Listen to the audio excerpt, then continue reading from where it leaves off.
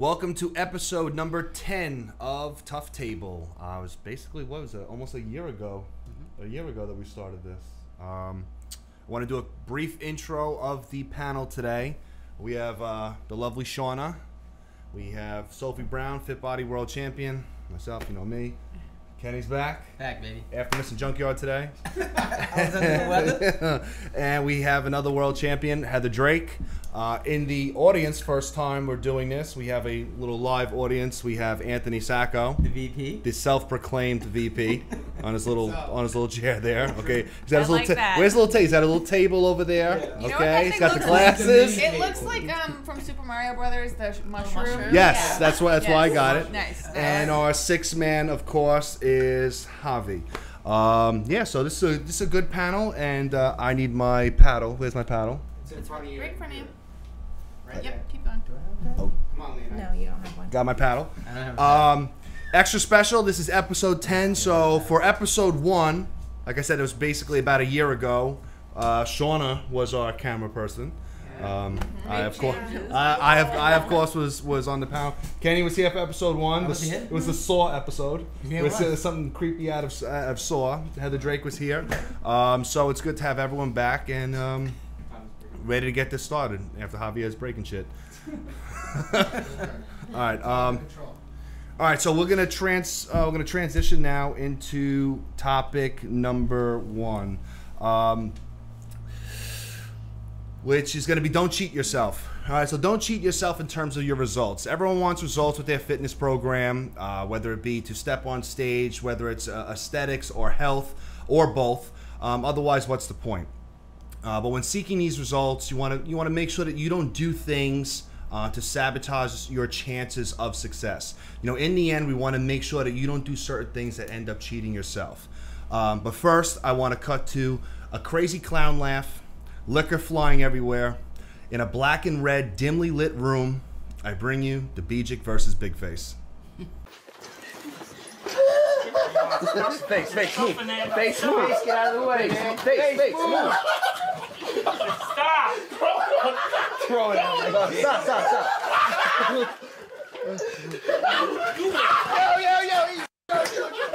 Yo, easy, Joe, easy. Easy, Joe, stop, man. Joe, you got fucking liquor all over me, Joe. Fucking liquor all over. Did you? It's still on? All right. So there was Big Face versus the Bijik. You don't remember that, right? Yeah. No, you weren't there. I remember it. Took the bait. All right. All right. So don't cheat yourself. Who's leading with don't cheat yourself? I can start with something. Louder. So, as we all are familiar with, that diet is going to control much of your success in a fitness program. You can't out-exercise a bad diet. So, in buckling down and becoming more serious and really wanting to achieve those goals is what we like to call no BLTs, no bites, licks, tastes. Because all those little nibbles and just not being as accurate as you could be, that all adds up, and that can really make a huge difference at the end of the day, especially if it's every single day, just a little. That was the first thing that I wrote down too, was like lying to yourself about like, oh, well, it's not really that much, because a bite doesn't seem like that much until you're doing it at every meal. Or if it's peanut butter or like some of those more dense foods. Like right before I started prep, Ryan was like, are you being precise? And I was like, no, I'm not being precise. And the second I started being precise, then all of a sudden the scale started to go down. And I was on prep too. But it's just amazing how those little things really do add up. And if you pay attention to them, you would see that change. Right. And so you really do need to just be true to yourself and think about, like, if you're frustrated, take a step back and think, okay, what am I doing? What can I be doing better? And in that situation, I think it's really easy to say things aren't working without looking at yourself. Right. And find an excuse as to why, what you're doing in the gym isn't working, whereas what you're doing at home. Right. It all starts with you. Yes. But just to add to that also is comparing, because a lot of times, like, just listening to other women who are competing, and I think maybe some of us can be guilty of it too, is comparing yourself to where you're at in terms of somebody else. Mm-hmm. Everybody's body dynamics are different. We all lean out in different body parts. Yep. Some lean out quicker in abs, some lean quicker in the arms or the legs. So I think that does a disservice, and also social media, because people show what they want to show. So it can be discouraging. Oh, yeah. So comparing yourself to others and where they're at, everybody's different. Diet is different. Some foods might not work for one person while it works for the other. So it's just figuring that out for yourself too, and that could take some time. I think what you were saying before about, being real with yourself, like, that's half of it. Because now if you have a coach, you need to be real with that person too. Right. That is the most frustrating thing that I have to deal with, and it's falling out of sync with someone, because some people are not being precise, and then the weigh-ins come in and the photos come in and I see no change. So then I sit there and look and like, oh, okay, so I'm doing something wrong and I need to fix this. Now I'm up later at night stressing about how this needs to happen, and once you fall out of sync with me or your coach, you're in trouble. And it's now. So let's say we're out of sync and your macros are here on paper, but they're really here. Yeah. Okay, now all of a sudden you're precise, and there's some way. I don't know where we're at. And I feel like important, especially if you have a reputable coach or someone who's helping you, that knows what they're doing and their plan should be working scientifically. If you are controlling what you can control to the best of your ability, you're following the macros, you're lifting the weights, you're doing the cardio, you're doing everything that you possibly can correctly and truly, it'll work. And if not, you need to just communicate with your coach and figure out what's going on, where a disconnect is. If you're unsure about something, never be embarrassed to say something. Always ask more questions and not put in one email. Yeah. To piggyback off that, I was always true to myself. Like, I knew when I was full of shit. Like, But you have to tell me when you're full of shit. That's when we go to the line. Whenever I didn't check in, I was lying to my coach. Like, the program's always worked. Like, always. When I followed it, you saw the results that I saw. But a lot of times, like the first program you ever gave me, like, I just flat out didn't follow it. Like, that was before I was counting macros. Yeah, but you weren't competing. So No, it's I like, wasn't. if you want to go and you want to do that and waste your time and money, then fine. Which I 100% did. Yeah. Because it went from But me. when it comes down to competing, if you're not, if you're going to compete and you're going to step on stage and you're not following, you're not being honest with me, take that and times that by 15 or 16 other people, and it's 15 or 16 other people that at night I am stressing about them doing and being their best, and I'm wondering, what am I doing wrong and why is this not working? Meanwhile, in the end, it's not me. Oh, of course. So that's why I'm just saying, like, Because that first prep, I was biting, licking, and tasting yeah, everything. and all that stuff. Everything. Yeah, all that stuff adds up. So when you fall out of sync, with the bites, licks, taste, all that stuff, and all that stuff is adding up, and you fall out of sync, in the end, you're gonna be wasting your time. You're wasting your money. Okay. Wasting your time and money. You're stressing me out. You're a great coach and you have a reputation. And I'm you sitting, care. and A I'm lot of just like, people wouldn't care. yeah, and I'm just like, what is going on at the end of this? I mean, There's- if you're not following, it's gonna be rough. Okay, and if you're lying about following the plan, like I said, you're wasting money. You're not getting results, and in the end, you're still gonna end up fat, and you're still gonna end up unhealthy. So what's the point?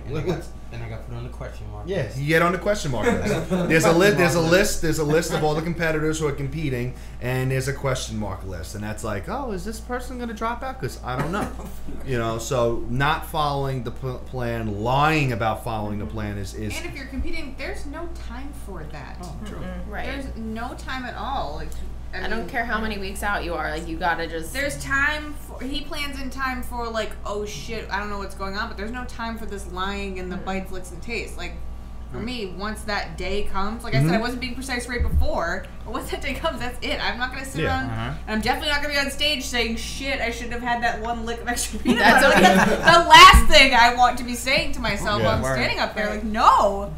I don't know. I think another big thing is when people don't properly count their macros, whether it be they're doing something, they're using the wrong labels or something like that, and then again you fall out of sync with your coach. On paper, your macros can be this high. Okay, so I'm like, okay, this is what let's say it adds up to 1,300 calories, 1,400 calories, whatever. There's where you are.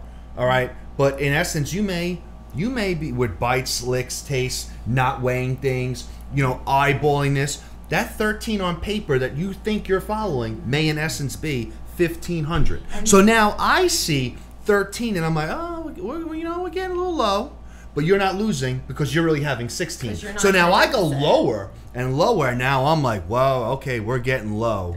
That's when it brings you back to freaking out. Yeah, and I'm freaking out like, okay, we're getting low. But in essence, you're not even near the macros that I set. Yeah. So there's a big, you can't have this discrepancy between, what macros and the nutrition on paper and the real world. And that's when other people who don't compete will say, oh my God, you weigh out your lettuce? Yeah. Yes, guess what? Everything. I do weigh out my Because lettuce. I feel like that happens with a lot of vegetables. People are picking starchier vegetables, like the butternut squash, the peas, and they're just thinking, it's fine, it's basically lettuce, and it's people free. are chewing gum, and they're not counting that into their you can macros. be up like 30, 50 even carbs in just vegetables, and now... I want to talk about that. It's one of my main points I have here, the gum. It's like, yeah, you have a piece of gum, it's fine. Like, all right, it's not the end of the world. But then I've had people who... Gum has 2 carbs per slice. Per slice, and I've had people... go through packs a day. And then I see these people, and I'm like, yo, why is there so much fluctuation in your weight and how your body looks? Certain times they'll look, we know what we're talking about here, but I've seen it more than just her. I'd see pictures or anything, and it's like shredded. And then I see him another day, and I'm like, what the hell? Yeah. It's that sugar alcohol.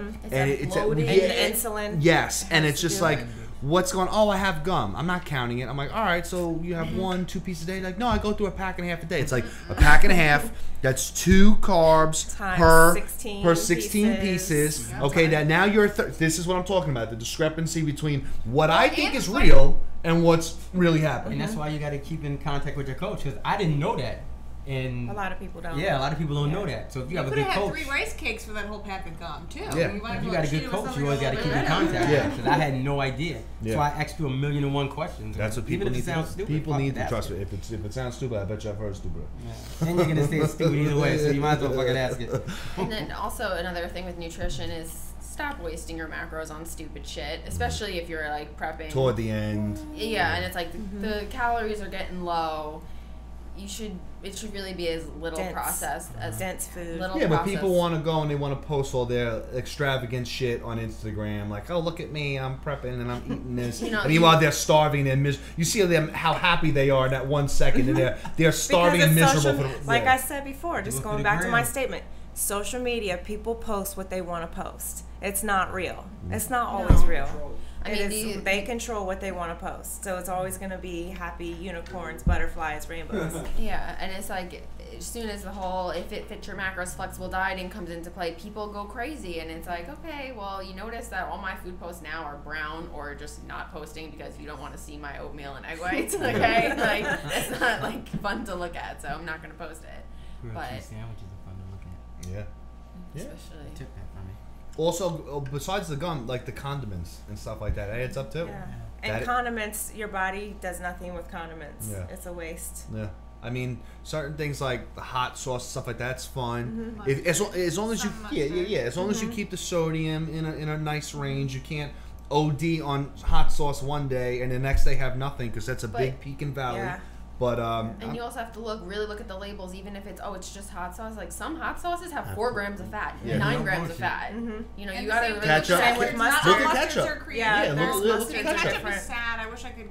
Ketchup too. It's like like sugar. I think it's only like 1 carb. But that's what I'm saying. Still, like if you have that, people just sit there and they're like, oh no, I don't have to count this. I'll just count it as what it says on the label. But it's like you maybe double, tripled that, times that by 3 meals you're having that in a day. It's like, again, there's a big discrepancy but between what's on paper and what's reality. And once you're out of sync, you're cheating yourself and you're cheating your coach, and it just becomes a mess. If you can't figure it out, if I couldn't figure it out, I just sacrificed it.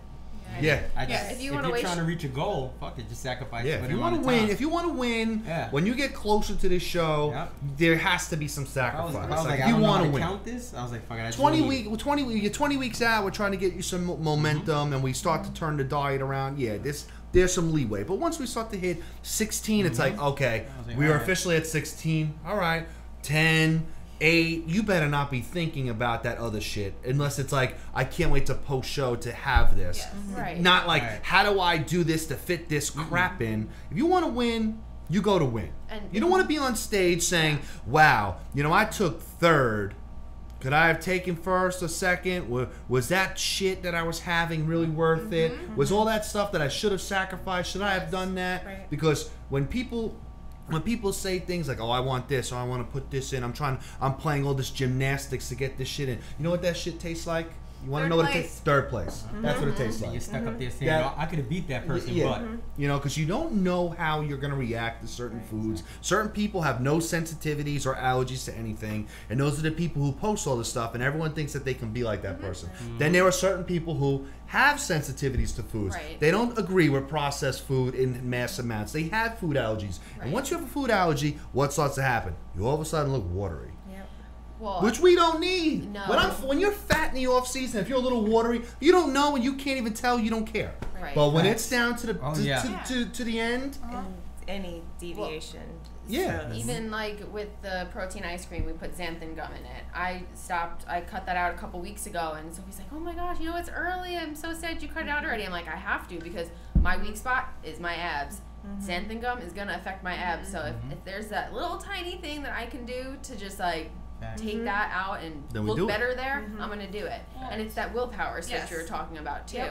With the food and the cardio. It just comes to that time where there's no complaining, and you just do it and you get it done because that's what you're here for. I get these emails and people are like, oh well, I'm craving this and that, and and I really want to win, but I'm craving this. What should I do? It's like, Don't eat it. Don't eat it. Like, what do you want me to say to you? Like, I don't even. These things have to become in your brain non-negotiables. Right. Like, and just yesterday, I caught myself. I was trying to lie to myself. I realized that I had a certain amount of carbs that I had in my head that I was supposed to have, and then I was like, oh shit, I actually have 10 less. You just changed it to 10 less. And I was like, oh, well, too bad. I can't cut anything out. And then I looked and I was like, oh, well, I've got the xanthan gum in my protein ice cream, and I have, like, there was something else that I cut. Yeah, and the PB2. And I did not want to cut those things out because I wanted it to taste good.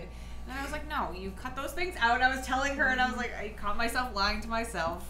It's just like, and it was like, at this point, you don't do things like that because it's third place. Right. It's third place. Yeah, and it's just like with the cardio, like in the more beginning of prep, it's like, oh, I have to do this, and then now it's just like, I am doing this after I train. Yeah. It's getting done, and I'm not miserable. We got the new cardio machine at the house. Yeah.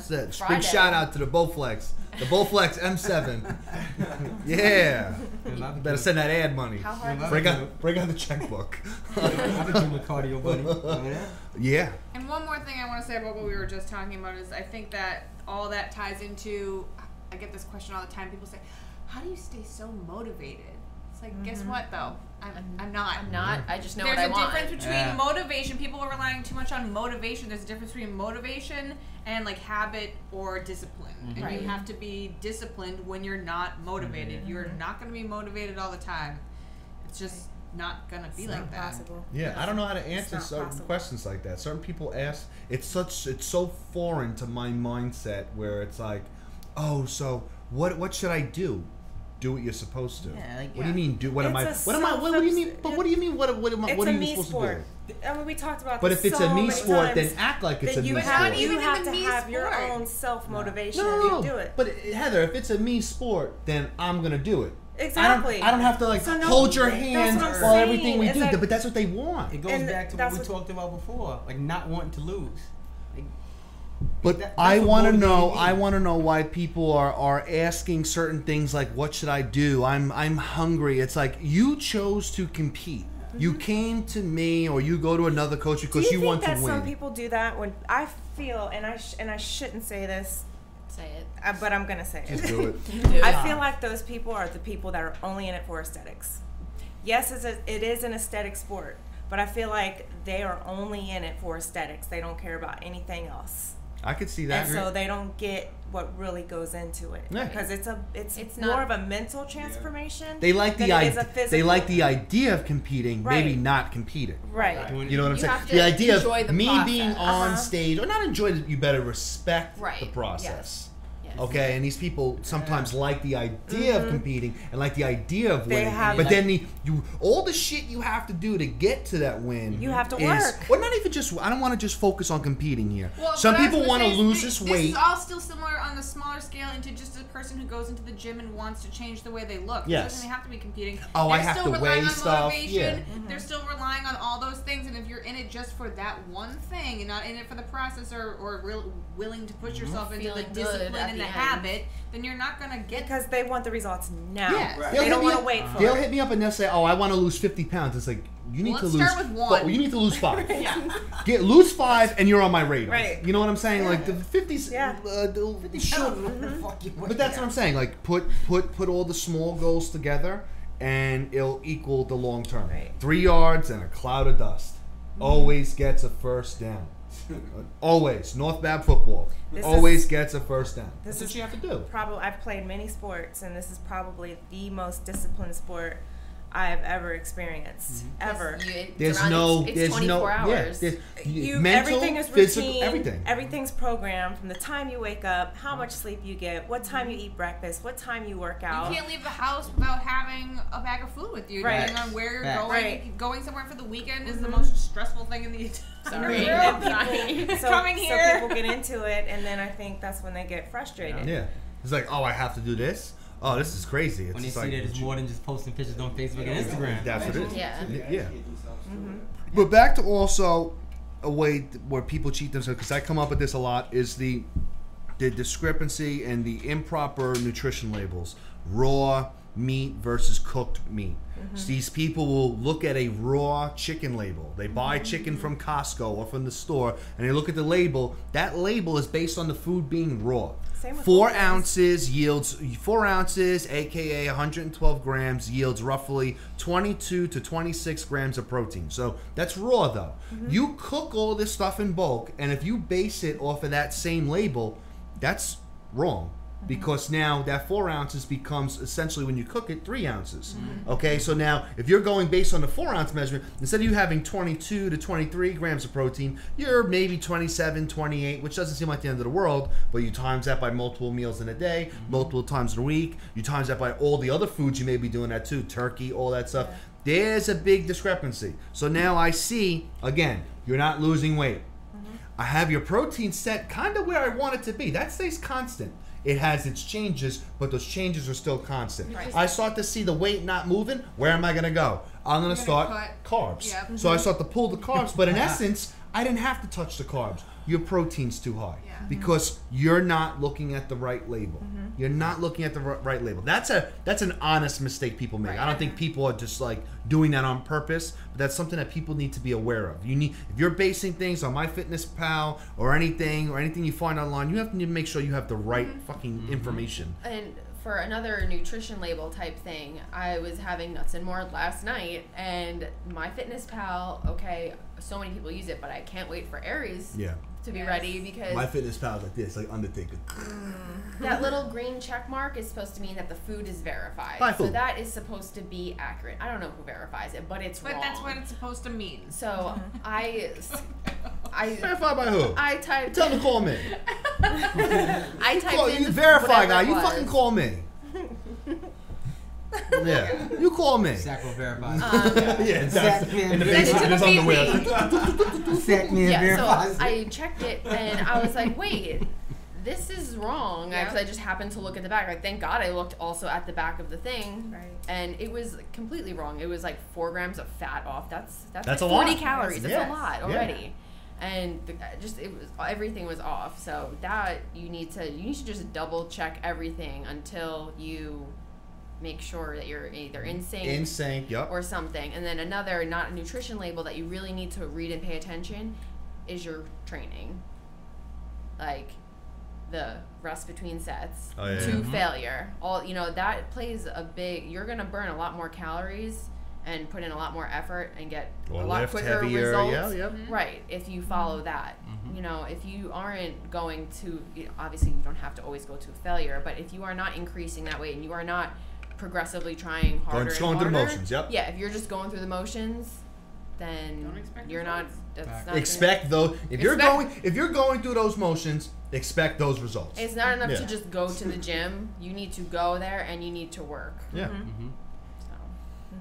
So. That was a problem I had when I first started. Like, I used to always be, it was weird, I used to always be scared to go to failure because I just didn't want to look weak. So if it was like 8 to 10 reps. So you gotta check your ego. Yeah, obviously I did, but Really? I just... Sorry. Can I finish my point, please? Sorry, I got distracted by the jacket. I like it. Thank you. I like it. Yeah. Okay. So that's what I always tell people in the gym. Just don't be scared. Don't be scared or be bothered what other people think. 'Cause Yeah. that was Don't the live. problem I had at Don't first. don't live with that ego. Fuck it. We touched on this before. I want to just throw it out there. We talked about the sodium and like the hot sauce and stuff like that. You can't have these big inconsistencies with your sodium, you know, with your supplements and your water. And if you do, you got to let your coach know. So so let's talk about sodium right now. We had a little camera issue, but it's solved. Sodium, you cannot be inconsistent with your sodium, But at a your certain- water, your supplements. But at a certain point, though, right? Yeah, like yeah. on our charts, it says, I don't know, it's probably like, I'm guessing like 12 weeks out or something. Like, make Yeah. sure you have a consistent Sodium. Sodium. Yeah. Then. Yes. I guess it. Yes, That's as where, you like- as you get closer, Yeah.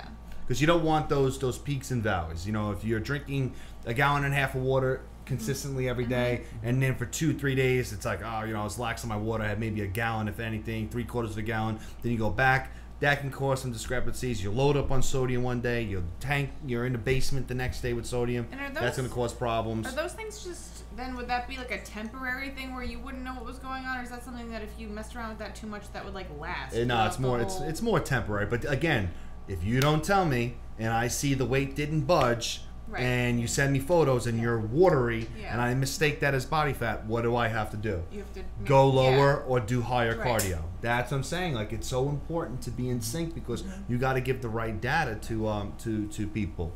Think PMS, like.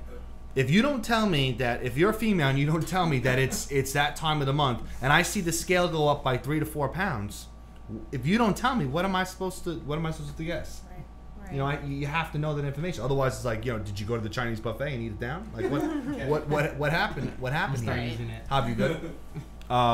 So things like that, you just have to, you know, supplements too. Supplements with creatine, Yeah, especially. right, You got to yeah. be more consistent with that steady stream. Yeah. So I know, like, for me, when I have like a carb spike, I don't know if it's just if I'm a little bit more sensitive to the carbs. If I have like a little bit more sodium, that water stays with me the next day, 2 days. Is that the same with everyone, or is that, should you keep your sodium constant even on those high carb days, like I would. throughout? I always did. You know, I was always very high sodium. Like last time I competed in 14, my daily sodium was anywhere from like 8,500 to 9,000 Right. milligrams a day. A lot. Because it's like, I know I always have 60 grams of oats pre-workout with 3 packets of pink salt. Okay. So then if it's like a higher carb day and I'm having 90 grams, I'm going to want 4 or 5 packets of pink salt. Do I just say no to those 4 or 5 and keep it to the 3 to keep the sodium consistent? Or can then she drink extra water? Right. Well, but Does here's the thing: is that that extra water flush it out? Yeah, I'd rather say consistent all around because now, what happens on a high carb day? You have to Your hold more. no, your protein goes lower. Yeah. If your protein goes lower, where is majority of sodium? In protein sources. Okay. You know what I'm saying? So you got to take that into consideration. I don't think you're doing anything too crazy to have these major fluctuations because your food, even if you're off by a little bit there, you're still in a good range. I'm Yeah. not asking for someone to have exactly 3,100 milligrams like some of these herbs out there who just like that's their life is just like boring. One more grain of salt. Yeah. You know, I'm not asking for that, but there are Right. people out there who just they will be They'll have at no 3,800 milligrams of sodium one day, and then they're at 1,800 the next day, and it's just like this is not good because there are big peaks and valleys. It can be little ups and downs, but these are big, deep peaks and valleys. That's what you don't want. Another big thing I feel is competing too often. Yeah. I feel like you need to. Don't worry about it. What's too often? I would, for everybody's different. I couldn't tolerate more than 3. 2 was hard on me. Two but what? 2 Two what? shows a year, a season, a year in a 12-month period. Right. It was really hard for me to do 2. I've And done that's 3 in a fall season, That- not 1 and 1. You're saying. the first year I met Ryan, it was my pro debut year. I competed in April, I competed in June, and I competed at the Worlds. Right. And I met him at my second show. So that's 2 seasons. It's That's 3 shows spring in and 2 fall. seasons. But you know, that's she a was long diet but yeah, span. no, but she was very. I didn't stop. Yes, listen. I didn't stop dieting. Right. And I got very sick. And my saving grace right here, and I'll always say it, I know he hates it, but even my own mother says it. But without Ryan, I probably would have landed in the hospital, because when I train and prep, I go hard. My mental, I'm laser focused. I was still on a peak week diet for 6 weeks. I didn't know any better. I just wanted to win. Right. And my body shut down. Yeah. And I mean, if I wasn't drinking almost 2 gallons of water a day, maybe my organs would have shut down. When I don't came, know. When I came to Ryan, I was off a diet. He's like, so how much protein? Like, were you eating during like prep? I was like, oh, like 220. He was like, that's disgusting. It is. And then, but I lost my menstrual cycle for a year and a half. It's great when you lose it for the first 3 months. Right, because you're like celebrating. partying. But You then don't when have it to doesn't do come it. back, as a woman, you start having concerns Little because panic. of health issues. Exactly. And you know, I'm not young. I mean, I feel young, but I'm not Right. as young as most people think. So I was starting to be more concerned about my health at that point. Right. Because I wasn't feeling good. I was tired. I could see physical changes. I could feel physical changes. I had to go start seeing doctors. And my hormones, I was breaking out with cystic bumps on Right. my face and on my neck and on my shoulders. That's all hormonal. Right. It's all hormonal. And luckily, I was able to, Reverse with it. Ryan's help, I was able to reverse it. But sometimes that's irreversible. Right. Yeah. So 'Cause when I met her, it was, you know, she won. He pointed it out. Yeah, and she I won. didn't say She took anything first to place. him. But then I looked back into her history because I was Said, poking "Hey." around, and I saw older photos of her, and I put them side by side. I sent it to her. I'm like, What did so you do?" what did you do here versus here? Because this looks like you won. You're going backwards. You can see the I was physique starting to degrade. emancipated. And I'm like, there's something wrong going. Like, yes, you're winning, but you're Not about looking as yeah. good. This you look something's going wrong here. Right. And you know, again, like competing, you know, too often or staying too restricted for too long. You know, you got to, you know, if you're doing that spring season, you know, you got to feed a little bit for the fall. I hate doing But spring something fall. That's happens rough. to your metabolic Yeah. functioning. Yeah, your and it's hard hormonal to go functioning. yo-yo like that. It Yeah. is. It's very hard. I And don't it's know hard how to anyone regulate does it. the 2 seasons back to back, meaning spring and then fall. I could I not did. do that. I don't know. I Before don't, Ryan, that's but- just insane. Like It is because you you diet all the literally way get up there. 2 months probably of normal eating before it's time to prep. And then If you it's- even take that yeah, break. and when some people take that normal break, it's like they surge in weight, and Yeah. then hormones start to get messed up again, and now you're trying to you don't have turn time. it back on. Exactly. And then what happens when you do go into off season? Things are not good. Right. It's not, and then depression Yep. gets set in for many people because Yeah. they're not doing it right, or their bodies just aren't responding, or even it was a fight for me when I started prep again, even last year, because my body was just tired. Yeah. It was Yeah. so tired just from competing for so long. Yeah. And Ryan said, "You know what this means? This is your last dance. This is it." And I said, "I know." And it took a couple months for me to really start getting kicking going. in. Yeah, it wasn't. It was. There's I a was the doing big difference more. between. There was a big difference between 15 and 16. I had to do a lot more. I had to put in a lot more work to get the same results, and it was frustrating. Yeah. You know, you can't. And I was doing everything right. I wasn't cheating. Yeah. It No. was- No. Yeah. No. was- I know that. It was just really, my body's just like, no. My Tired. body was tired. You can't do yo-yo back and forth with the diets and the hormones. Everything's got to be a soft takeoff and a soft landing. It's got to be this. It can't be, oh, I'm shredded for the spring shows. Let me eat heavy and it's like all over the place and let me get ready back for fall. It's like there's very few people who can get away with something like that for a long period of And time. when you really think about it, even doing back-to-back fall seasons, like this is going to be my 4th season, like that's still not enough time to grow. Right. I was gonna say, if you want to make serious changes, You're not you're gonna gonna do have that. to take. You can make great progress, but like you made great progress from last year to 2 years ago to last Well, I mean, year. I was my own coach going to him, Right, and I but- made changes with my diet and stuff like that. Yeah. But, so I think I got lucky there, but I think that, you know, I think that if I Well, how much did the off season benefit you? After being like restricted for so long, and then dieting, doing a safe diet, but you know, taking a real long time. I haven't been on stage in 2 years. That was like a major reset for me. You know, your body can heal, repair, even if you don't feel like damaged or anything. Yeah. You know, you still need to do that. You still need to give your body, your mind a break, everything, and you'll make a ton of changes. Yeah, so I think that competing too often, whether it be too much in a year, doing spring and fall every year, that starts to add up. Like what did I say last year? I was like, oh, you get me worried. We're doing a lot here. We're doing a lot. We did 5. You did 6. Well, yeah, 6. Yeah, 6 shows. 6-0. We won't go. Wow. The year before you, I did 5 shows that season. So what do you think a good time span for you to give your body time to repair would be? It depends. If you're new, you can get away with more.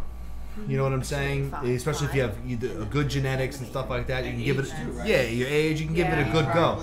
But if you need to make certain improvements, you're not going to make those improvements. Oh, I competed in spring, I went pro, and I'm going to go to Worlds and do damage, and I'm going to make all these gains. It's like, no, you're not going to be. You're not going to be fed for long enough. You have to like, in your mind, decide the difference between being competitive and wanting to win, and being obsessed and addicted to it, and really wanting to make an improvement. And you really have to make that decision, and that's a hard decision because. I mean, there are competitors that I've seen at shows for 10 years, and they look the same. They look the same. And that's the worst. That I always say that I'm like, that would be the worst thing ever. To just do it to get back on stage and or not even look as good. Yeah. Not even look as good. Well, like, wow. I'm not gonna say his name. Actually, I don't even know his name. But there was a guy at the 2014 Monster Mash, and I bumped into Monster Mash in World. Some guy who I saw then, and he looked good. He looked good. He won the light heavyweight class. I still saw him all the season after, all this. I see him still now, and he looks worse.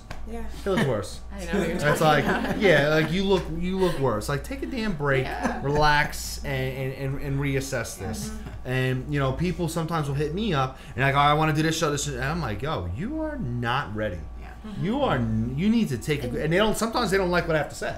I either lose that money or I get someone really loyal because they're like, wow, you definitely just told me how it needs to be, when other coaches just want to put me on stage and get the money. Exactly. You can. Yeah. Exactly.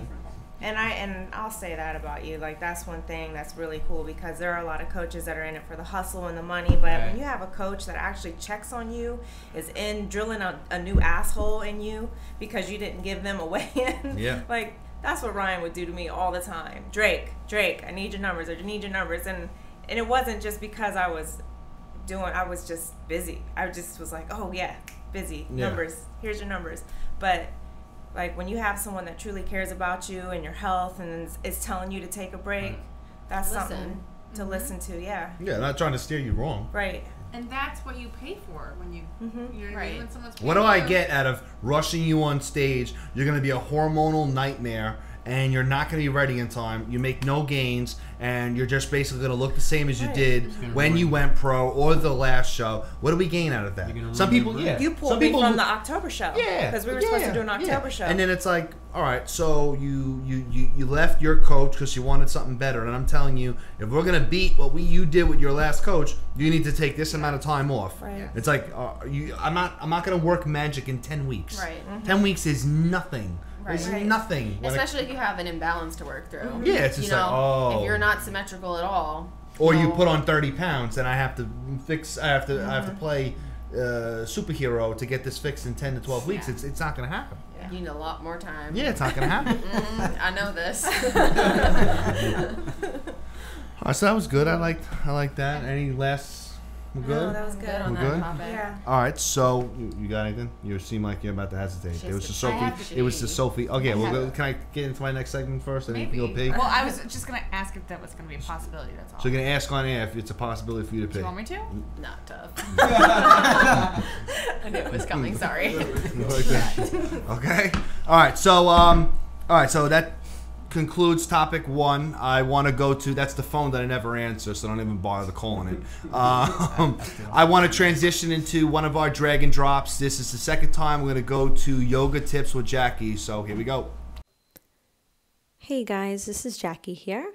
giving you some of my favorite yoga poses to do before, during, or after your workout. You can always sneak these in. Starting in a plank is always a great idea. It's safe, simple, very basic, but actually gets your entire body warmed up, especially your core and your upper body. I always suggest warming up the hip joint with as much movement as possible. So really getting into the corners, pulling the knee into towards one elbow and then to the outside of the other is a great way to start your workout.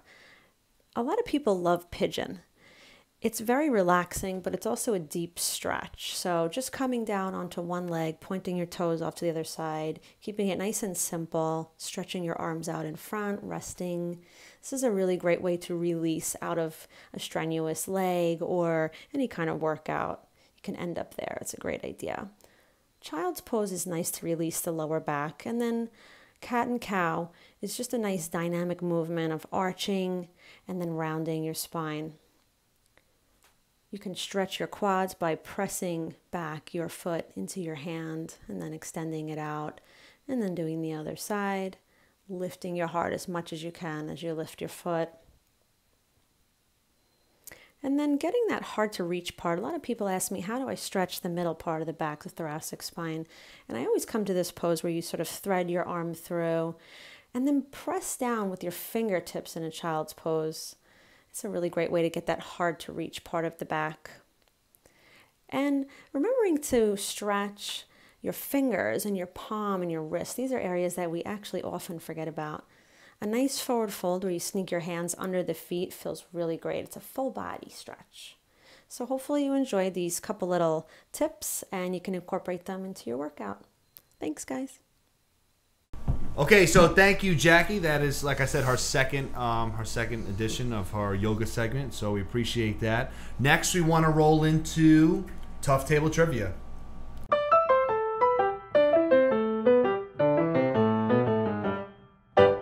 Okay, so Tough Table Trivia. Here we go. We gotta get my little camera ready. Oh, there's Anthony Sacco in the audience. Okay, so question number one. Are we ready? Question number one. What was the location for the first WNBF Worlds? A, New York, B, Massachusetts, C, Connecticut, or D, New Jersey? Are we ready? Write them nice and big. Ready. Here we go. And what do we have? Shauna has B. Sophie Browne has B. And Kenny has D. And Heather Drake has D. And the answer is A, New York. So 0 points for everyone. I almost Me did. too. I was like, it might be New I was gonna York, pick but A until I cheated over Heather. Because I figured she'd know. All right, here we go. What happened? Question 2. Way to go, What man. year did NutriBio... Oh, yeah, by the way, Tough Table Trivia and someone at this table is sponsored by NutriBio. Okay, so the winner at this table will get Intra Blast, and they'll get a... I don't know what the hell I just dropped. It's okay. A Tough Table t-shirt done by Javi and VinylYouUp. Okay, so question 2. What year did NutriBio start manufacturing products in their own facility? A, 2005, B, 1998, C, 1996, or D, Anthony Sacco's favorite year, 2001. You know it? 01. 01 was the year. Something could have happened in 04, and he's like, 01. 01 was the year. All right, ready? Came through, broke the basketball hoop. Sacco's hot. That no was like one. 97. That was the year he broke the Ready? basketball hoop. Sacco's hot. No one. C for Shauna. B, 2 B's, Sophie Browne. We have A and A. I didn't cheat this time. I swear I didn't cheat this time. And the answer I didn't cheat. is D. Who has D? Fuck, that's what I had first! Who has No D? one. No one. No one. Wow. I told you. Wow. donuts Bagels, everywhere. I swear I did not cheat bagels this and time. donuts at the I table. was gonna put all D's. When but- did y'all go Sacco's year? Okay, here we go. Question 3. Which of the following has the most amount of fat? A, Snickers bar, standard Snickers bar. B, a tablespoon of coconut oil. C, half a cup of shelled walnuts. or D, he's ill, D, 4 ounces of salmon, and that is a raw measurement. I wrote mine before she wrote hers. Look at my 4 I wrote mine ounces of salmon. Ready? Probably coconut. And what do we got? C, B, Shut up. I wanted to read that just because. D, and C. The answer is C, walnuts. Damn it. Okay, so that was question number 3. I gotta mark this down. Yeah. Ready? Question 4. Okay, according to the most recent data, which state has the highest rate of adult obesity? A, Georgia, B, Louisiana, C, New York, or D, South Carolina? Or as BG would say, Carolina. Carolina.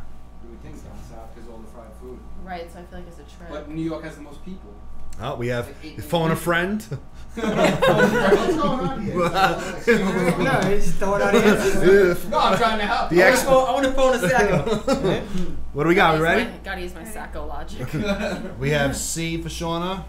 Of course. B for Sophie. We have A and B. Okay, the answer is B, Louisiana. Who had it? Did you have that? No.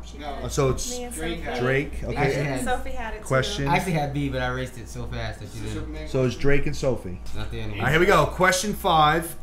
Again, according to most recent data, which state has the lowest rate of adult obesity and inactivity? Probably Florida. A, California, B, Colorado, C, New York, or D, Texas? The lowest rate of adult obesity and inactivity. And A, What do you think? if you wrote B, fucking B for bum. Sophie bum. A, Big bum. the answer is The B-Bug. the answer is B. What the fuck? Colorado. So who's got that? Drake and Sophie. I'm rolling a donut here. I Getting said ass Colorado. kicked. All right, so that concludes Tough Table Trivia. We're I gonna would attach. definitely win it if I We're was gonna back. attach the points tally to someone at this table. Where are you going? I was just. Oh, okay. If you'd have let me phone a Sacco, I'd have got more points. Yeah, I told you. More, yeah, you would have been in the negatives phoning Sacco. All right, so here we go. So now we're going to transition into another drag and drop. This is going to be, I think, Kevin's second as well. His second series on. I like the first one with the stretching your yes. lats because I feel like your lats are severely understretched. People never do that, so I'm There you go. interested to see what the next one is. So here we go. Second segment. All right. The stretching with Big Kev. Here we go. Today we're going to get into some quick and effective stretching that's going to target your quads, hips, hams, glutes, and lower back. First, we're going to start with the quads. What you're going to see here is 2 variations of the same quad stretch.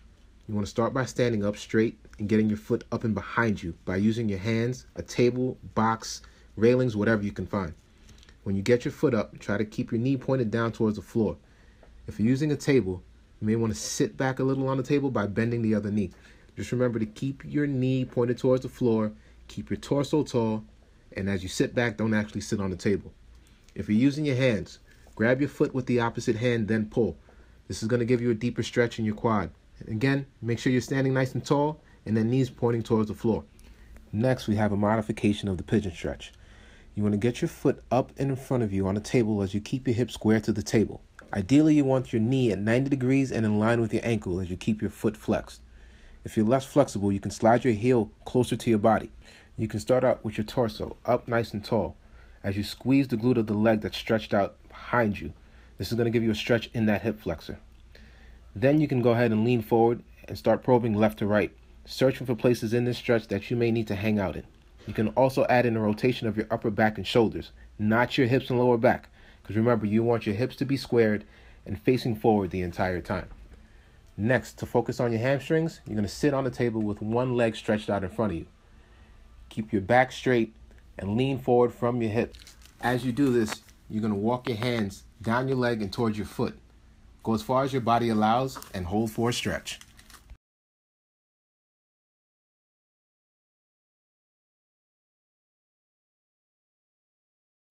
Big Kev, thanks as usual. Here we go. So now we're going to transition into our next segment, which is going to be my favorite, questions from the audience. Hello, people! This is your bleaching talking. Ask me a question. You ready? Yep. Okay, question 1, Jenna B. Not Jenna B. Buzz, Anthony Sacco's sister, but Jenna B. For the ladies, when you are deep in prep, have you experienced cessation of your menstrual period, whether it be because of low body fat or high activity levels? Do you recommend birth control to help hormonal regulation? And is this corrected during reverse dieting and a decrease in activity? So we're going to leave with the ladies. So Sacco, you can go first. Did you see that? Bootrid, son of Bootrid. I'll start. Go ahead. I'll start. It was very normal for me to lose mine very early on into prep. I mean, within the first month or so, and then after competing, it would regulate and come back about a month or so later. The first year, when I was extremely deficient, it took me 1.5 years to get my menstrual cycle back, and that's when it became a big concern, especially with not being able to reverse it out. And with the help of Ryan, I was able to do that. But I think everybody's different, because I've seen and I've worked with women who are very lean, very low body fat, and they still have it. I don't know. Everybody's different, yeah. I suppose. So genetics play a big part into that, I would imagine. But I guess a lot of it has to do with your hormonal functioning with your body. So for me, I was able to bounce right back in no time. All right, good. I know personally for me, I never had lost it because of prep. It just was always very inconsistent, but it did come to a point where after dieting for a really long time, my menstrual cycle wasn't present, even though I wasn't competing. And Were you really lean?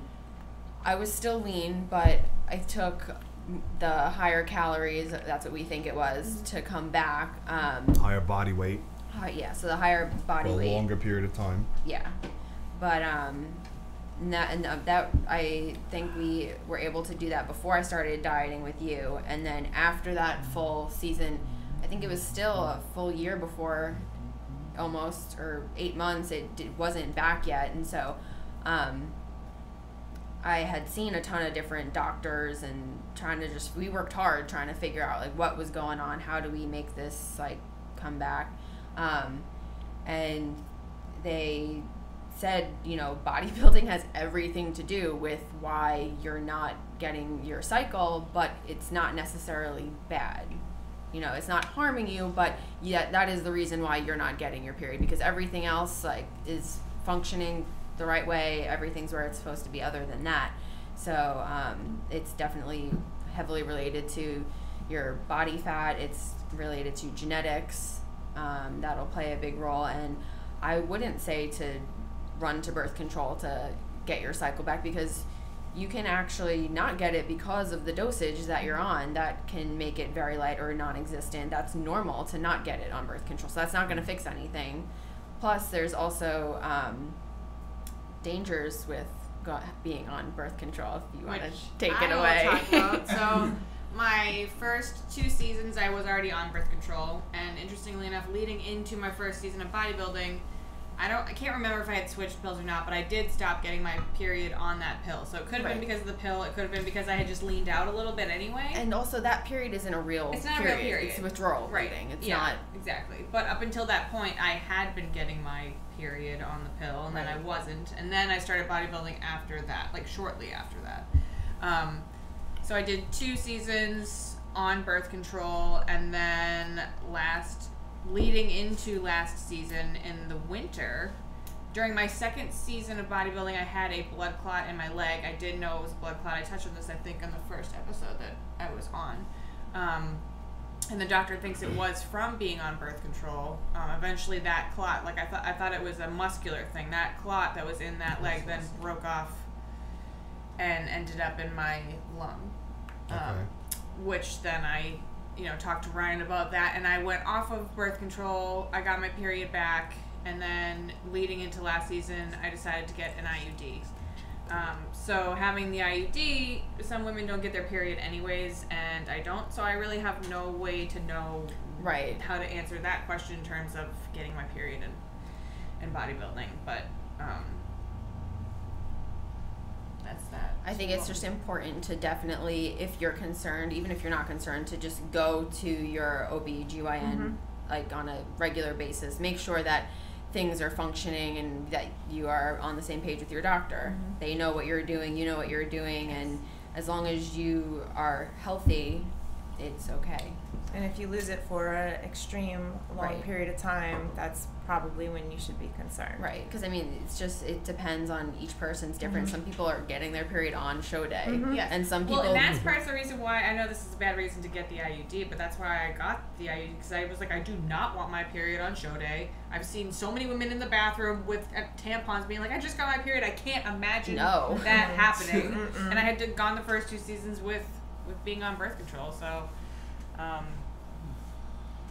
I don't know. Well, I mean, I think it comes down to also genetics too. Like with Shauna, you know, she was lean when she came to me, which wasn't show ready. So she technically was in her little off season. It still was very sporadic. I still hadn't gotten it for over a year, and I wasn't on the pill. But then she took the real off season, and we forced that weight up. You know, you came to me at what? Well, how much were you? 20? 117 pounds. You know, you're half your mom and your dad. So if you got some heavier genes in you, you know, if your set point is here for that everything to be normal, and you're just always hanging out here in terms of body weight, then there's going to be an issue. And that's why we're like, are you okay? Let's go to see these doctors.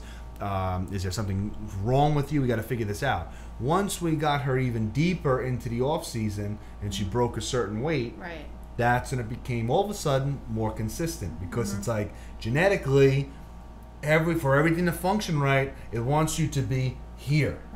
You know, so people, if you're floating under that set point, things may not be normal. Right. You know what I mean? Like, I don't know if I'm like Shauna, where if I didn't have these things in the way of the pill or the IUD, would I be getting my period? I don't know that. So that's, you know, something that I should probably think about at some point. And so we were like, okay, I was like, well, my sisters get, like, they're like clockwork. And he said, well, look at your sisters, and they're a much higher body weight. So that is, like, again, just reconfirming the fact that I need to just be heavier to get it. You know, once we have that, like, I think it's like 130. As soon as we dip under 130, it's gone. Yeah, things start to get, so there's always going to be that genetic. You're leaner, you're lighter than what your body wants you to be. That starts to come into the process. All right, so good. Question 1 good. We're good. Question 2. Cody Wyer wants to know, it's for Sophie. After the monumental 2016 season you had, do you feel any personal pressure to achieve similar results, or do you look at each season as its own entity with its own separate but equal goals? Take it away. Well, downtown Sophie Browne. Big black Sophie Browne. All right. Brown with no E. As it is on some of those posters. So, yes, there is personal pressure for sure. I'd be lying if I said there wasn't. But I'm not doing as many shows as I would want to do, because we wanted more time because of my injury. Because of my injury, we are only doing a couple shows. That is not slow. Yeah, taking it slow. Need more time. That's not what I want, but apparently Ryan's happy about that. So I'd love to do more shows, and there's definitely some. Just getting ready. Some personal pressure that I put on myself. I mean, I started working with Ryan not just because I wanted to look better, but because I wanted to win. I want to win. I want to win all the time, and I'd be lying if I said that I didn't want to win. So I put that pressure on myself, no matter what. And if I think about a continuation from last season to this season, of course I want the streak to continue. Of course I don't want to lose. But just as I approached last season, I have to, in my mind, sometimes pretend that there is no expectation in order to not feel super stressed out all the time. I have to find a balance between using that pressure as motivation, this motivation that everyone speaks of, using it as motivation, and then not not letting it stress me out, because as we know, I mean, I'm a easily stressful, anxious person, and Ryan has to tell me a lot of times to calm down. So, yes, I can look at the season as a separate season, but also as a continuation of last season. And yes, there's a lot of pressure, but I have to find a way to balance that. And what do you think? I mean, do you feel pressure? I feel a lot of pressure. I mean, she has her own answer. She's in her own head. She speaks for herself, but there definitely is a ton of pressure. But I think it's a good problem to have. Yeah. Right? I mean, if we said that there wasn't any pressure, we'd definitely be lying. Yes. We're gonna go in. We're gonna do our absolute best, and if we win, we win. If we lose, it will suck. But if we do lose, we will at least know that we both gave 110, 120% in terms of our approach. All I can say is rest assured that we are coming to win. I don't care about any injuries. I don't care about we're not doing as many shows. We're coming to win. We are going to have the same attitude. We are going to have the same edginess that we had in 2016 that led to the creation of the name The Destroyer. We're not going to be the Destroyer coming in and being soft with stuff. We are coming in to win. We have that approach, we have that mindset, that athletic mindset of an assassin, and that's what we're going to bring to the table this year. Win, lose, or draw, the attitude and the edginess for her and for me, they're not going to change. So we're not going to skip a beat. Yeah, because like I said, with the injury, like no one's going to tell me no. You know what I mean? We're going to do everything that we need to do to make shit happen, and that's what you said. It's the same thing. Gonna show up a freak. Just keep it going. Just keep it going. Yep. Just keep it going. Question 3, which is I guess again addressed toward Sophie, me, and Drake, and Shauna, all the world's people. So Michael R, great guy, my lawyer. Anyone who knows, slightly off the fitness topic, but please elaborate on the specifics behind the famous Sophie face, which is now an international marketing phenomenon. I think Ryan and Shauna were standing there. So yeah, go ahead, show us this. Wow. She got the Zach Morris laser back. I googled. Get us close up. Hopefully the camera doesn't show up, or I'll fucking burn the set down. I googled laser background middle school, and that's what I got. I don't think I ever had that background. I did. A school picture. I totally did. Ryan has made that another dream come true for me, which would be that background. Thing like this with the background. Yeah. Yeah. But number 98, 99. We had that. 01. I was out of high school by 01. I graduated 99. So what do we got behind this? This was at Worlds. This was at Worlds. I asked Ryan to come over to help me with my professional pictures, to help pose me. And number 1, I'm a photographer, so I know what it's like to be on the other side of the camera. But number 2, I'm a bodybuilder. So, and then there's cats, but that has nothing to do with. I mean, it has to do with the T-shirt, but not with this actual picture being taken. So the guy says, and so I'm getting there ready to pose. I don't know what we were talking about. He says, relax. And in bodybuilding, that's a joke. You don't relax, because when they tell you to relax, you're doing an actual pose. So I was like, relax. And he took the picture just at that moment in time. And, Leah had been laughing at my facial expressions later on or earlier. Finally people appreciate my facial expressions instead of telling me that I look like a bitch all the time. So then Ryan looks at the back of the camera, and I didn't even know that I did that. I didn't know that was my face. I didn't know that he took that picture. Ryan goes, whoa. I said, we need this photo. We need this photo. We need to see this. Can we just take a picture of your camera? Yeah, that's right. We took a picture of the guy's camera until we got the original photo. Yeah. I was like, I just need documentation of this. Yeah. And then it led to this. You can blame him. Thank you, Javi. Thanks a lot. Javi, VinylYouUp. He made the T-shirt. But can I get that as a shirt too? Well, this is an extra large. I'm kind of annoyed that you didn't get me one too. This is extra large. This is for me. We can get you one. It gives me a dirty look too. He said this is an extra one, but this is mine. This is mine. We'll get you one. Okay, so Ryan will make a meme out of your facial expression if you heaven knows. The hello darkness. Wrong time. Well, Kenny's made memes of my facial expressions. Some pretty good ones, I have to say. Some pretty good ones. What I'll the give ones you that, that Kenny. Rich made And of the socks, me? of course. And the socks. Oh, I forgot. I wore them the other day Something to with work. I need to Jade wear shitting. those socks with that shirt. I will get you those socks. Thank you. Question 4. Levels. Question 4. Moving on. Question 4. Rob Kaminsky. For the panel, how do you find your time to train, eat clean, sleep the right amount, and do everything else that comes along with being in season while also going through your normal life, having high stress jobs, being a parent, etc.? And what advice or prep hacks would you have for anyone who might struggle with finding the balance? It's like an impossible question. Yeah, Thanks, Rob. You got to sacrifice something Yeah. on there. Well, It there you is go. Start with that. sacrifice. There is. It's a lot of Yeah. sacrifice. And And that might involve removing people and things from your life, but I think more importantly is just finding a routine that works for you. Not everybody has kids, not everybody has a job while they're doing it, but you still have to find a routine because everything is regimented, everything is on schedule.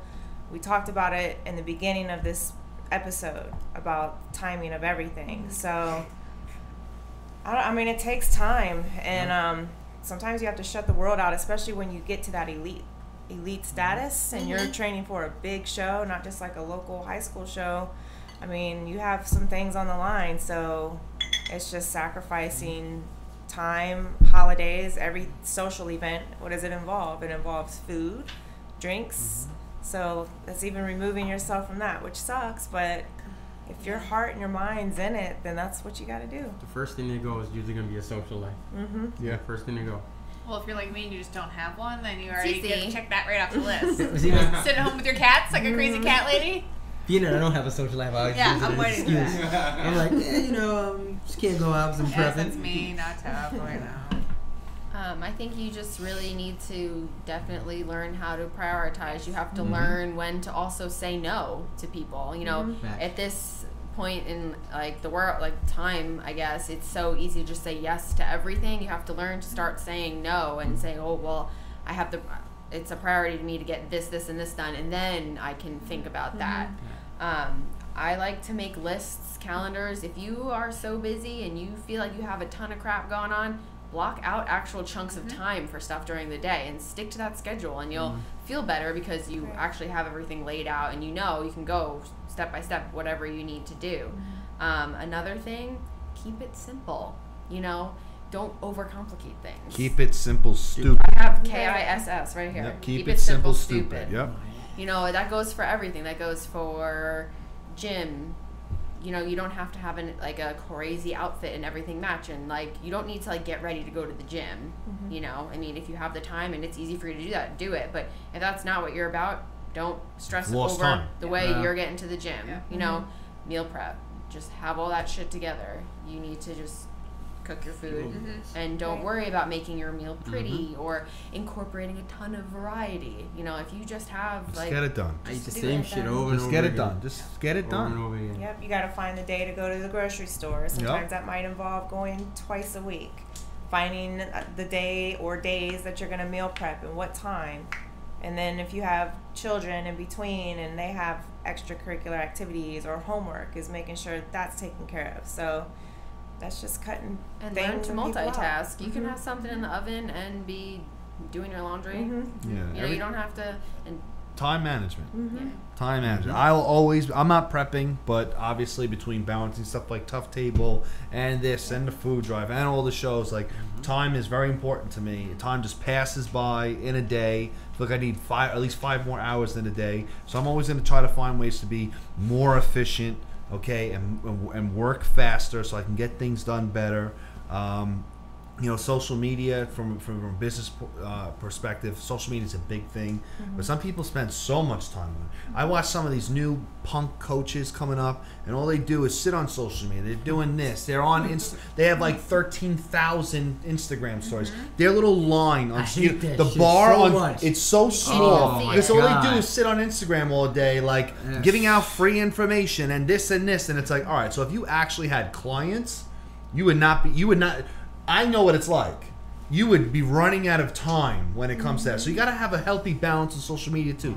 Yes, you have to be active. You have to post stuff. But if that's taking away from your pocket and your clients and stuff like that, like all the likes, all the followers in the world does not mean dollars. Okay? So you got to make sure that stuff like that is not done in excess. I like to surround myself with people I trust and can depend on to do certain shit, or else I'm gonna have to do it over anyway, and that just takes up more time. So you got to have a good core around you, which I feel like I'm good at and getting better with achieving. VP. Myself. Yeah, right. No, my best training partner was him. It was him. Not doula? Yeah, and also, again, you have to invest in yourself. I like to invest in myself, invest in the company, invest in technology in order to keep things evolving, so things do get more efficient, and I am better with time management. I don't have kids yet. Okay, so I don't know what the hell that's like. I got 3 dogs, so that's got to at least equal 1 kid. That's what I say all the time. 3 dogs equals just 1 kid. Okay, you got to make sure that they're fed. We're very good with our schedule. We balance things very well, I feel. Yeah. Weekends are the best because I get breakfast finally. Yes, you gotta. If you're with someone, you have a significant other. The main thing is being in sync with them as well. You gotta have a system, or else you just run out of hours in a day. Yeah, I think we depend. Like the communication has to be open so that you can depend on each other, and there's nothing wrong with asking for help either. Yeah. You know, I feel like, especially in like when you're in a competitive mindset, it's a lot to take on, and it can get to the point where you feel like you have to do everything yourself. And then Ryan's like, what can I help with? Like, can I like help you do something? I'm like, and I just want to be like, no, I'll do it. But then it's like, it's hard to say like, yeah, can you please like just put a little laundry in? And it's like, that makes like a huge difference. Yeah, so you got to be open with that. Good? Yeah. Question 5 from Devon. I bumped into her. Where did I meet her first? What show was that? That was the Monster Mash. She went pro at Monster Mash in the figure tall class last year. And she competed pro at Northeast Classic this year. Okay? So she has a question for the panel. Anyone who has any input on this. At what point, if ever, do you let someone know that they are not cut out for the stage or should seek new goals? Meaning no matter what they do or try, they just will never achieve that certain level needed to excel in the sport. I feel like that's like 90% of the time that's not your job unless it's well, it's your job. Yeah, Maybe yeah. your job, Right, but it's yeah. not your Yeah. job or Right. my job or and then I think that if first, and also not everyone's going to excel either. You know, it could just be like a bucket list item. So I feel like if you're somebody's good friend and you know, like, you'll know whether it's just a bucket list item or if they are going to excel and they are going to continue to do this. It also depends if people are there to win or if people are there just to have fun. You know, there's a difference there. But also, the one time where I could see, and I've had this experience before, is if somebody's killing themselves to get there. You know, they are having a horrible time in prep. They are making themselves and everyone around them miserable. I think the way that you would tell somebody is they're being really unhealthy. If their method is really unhealthy, you could say, you know, maybe you could switch goals and go towards something else, like maybe this, or maybe you need more time. But or even ask them to answer that question themselves. Do you think like that what this is your agenda? Yeah, but some people, I'm telling you, I've had to deal with this with people, and they're so tunnel vision, and I've dealt with 2 main groups of people that fall into this, and they're the people who, no matter what they do or I have them do, they don't look good, and then there's the people who will look decent, but they have to kill themselves in order just to look decent. It's like, is this really worth it? And then what makes things complicated for me is that switch you guys talked about when you turn it on. So it's like I start to see certain things, and the weigh-ins aren't moving, the pitches aren't looking any better, and I'm coming down a little bit. You know, the reason I don't tell them so early is I'm waiting for the switch. Like, oh, is this person all of a sudden going to turn it on at 10 weeks, and all of a sudden we get going? And there are certain people that do, and then there are certain people that 10 weeks comes, and I'm thinking the mental switch is coming, and I'm waiting for it, and it doesn't come. So and I'm like, no, I'm just saying certain people are like that. They hold out. It's like they cheat a little bit, and all of a sudden, oh, I'm ready to go, they and then really everything's down. fine, and we're back in sync. But it's hard to find these people because sometimes it's too late. You know, sometimes it's just too late. and I can't catch it. You know, we're 5-6 weeks out and nothing we're doing is working. Those are the people they have to reevaluate. If you're having to kill yourself, it's really not worth it. As a bucket list item, fine. Then do it, get it done. And I feel like also it's different, I guess, if it's a first-time client that you're working with. Yeah, you don't know. You don't know what to expect, really. But if we start to know, like, this is what it takes, you have to weigh it. Is this worth it for what you're trying to do? I got to get better at telling people, like, you know, this may not be. I do it. But it's very hard for a first timer. If someone first time comes over, I don't know them from a hole in the wall. I'm learning throughout this process, and I may find out right at when it's too late. Damn, you're not made for this. How often have you had to do it though? I've seen it a couple of times. You know, I had to deal with an issue this season where, you know, the people that are always getting sick. Yeah, sick. And or still competing. Nothing's happening. The calories are dropping. It's like, all right, so we've basically made 3 or 4 macro adjustments lower, 3 or 4 clicks up in cardio, and how are you not, the weight hasn't changed? It's like you're either a genetic issue where something, no matter what you do, doesn't work, or you're not following. Because scientifically, you can't be, it's not like, oh, I just dropped it by 10 carbs and oh, we didn't move. It's like, no, we've made some big drops and changes. There've been some increases in cardio. We've done the carb spikes. We've done everything. We've tried to refeed and nothing's working. Something's wrong here. There's either something wrong with you, right, or you mentally or physically. Don't worry about it. And we should be, you know, it's difficult to spot. It is a problem in this sport. I'm still trying to find my way with having to, you know, to deal with that. So, moving on. Yeah. So, question 6. We actually have a question. You have to go to him because his camera died. Question 6 is from our live studio audience. He took the glasses off too. He took the glasses off. He's ready for his close-up. Okay, so Anthony Sacco, he has a question for Shauna. I actually have 2 questions. Well, So the first one, I was just leading with the first one because we had to answer that one first. Well, I was going to address both, but what are your thoughts and feelings about returning to the stage this year? I'm definitely mentally ready. I'm excited. There is a little bit of like nerves, as in like, not that I'm nervous to get up on stage. There is like a little bit of pressure to, you know, to do well from myself. I want to do well. Not pressure from Ryan, but because, like, you know, I'm his girlfriend. I'm the bikini posing coach. Like treasurer of Junkyard.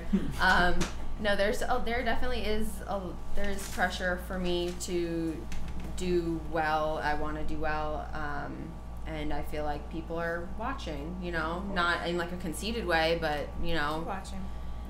I have friends, family watching, and it's also, I don't know if it's just because I now have more friends in this community, but I do feel like there's a lot of also like supporters. You know, I feel like that's like really awesome. Like all the everyone supports her, hates me.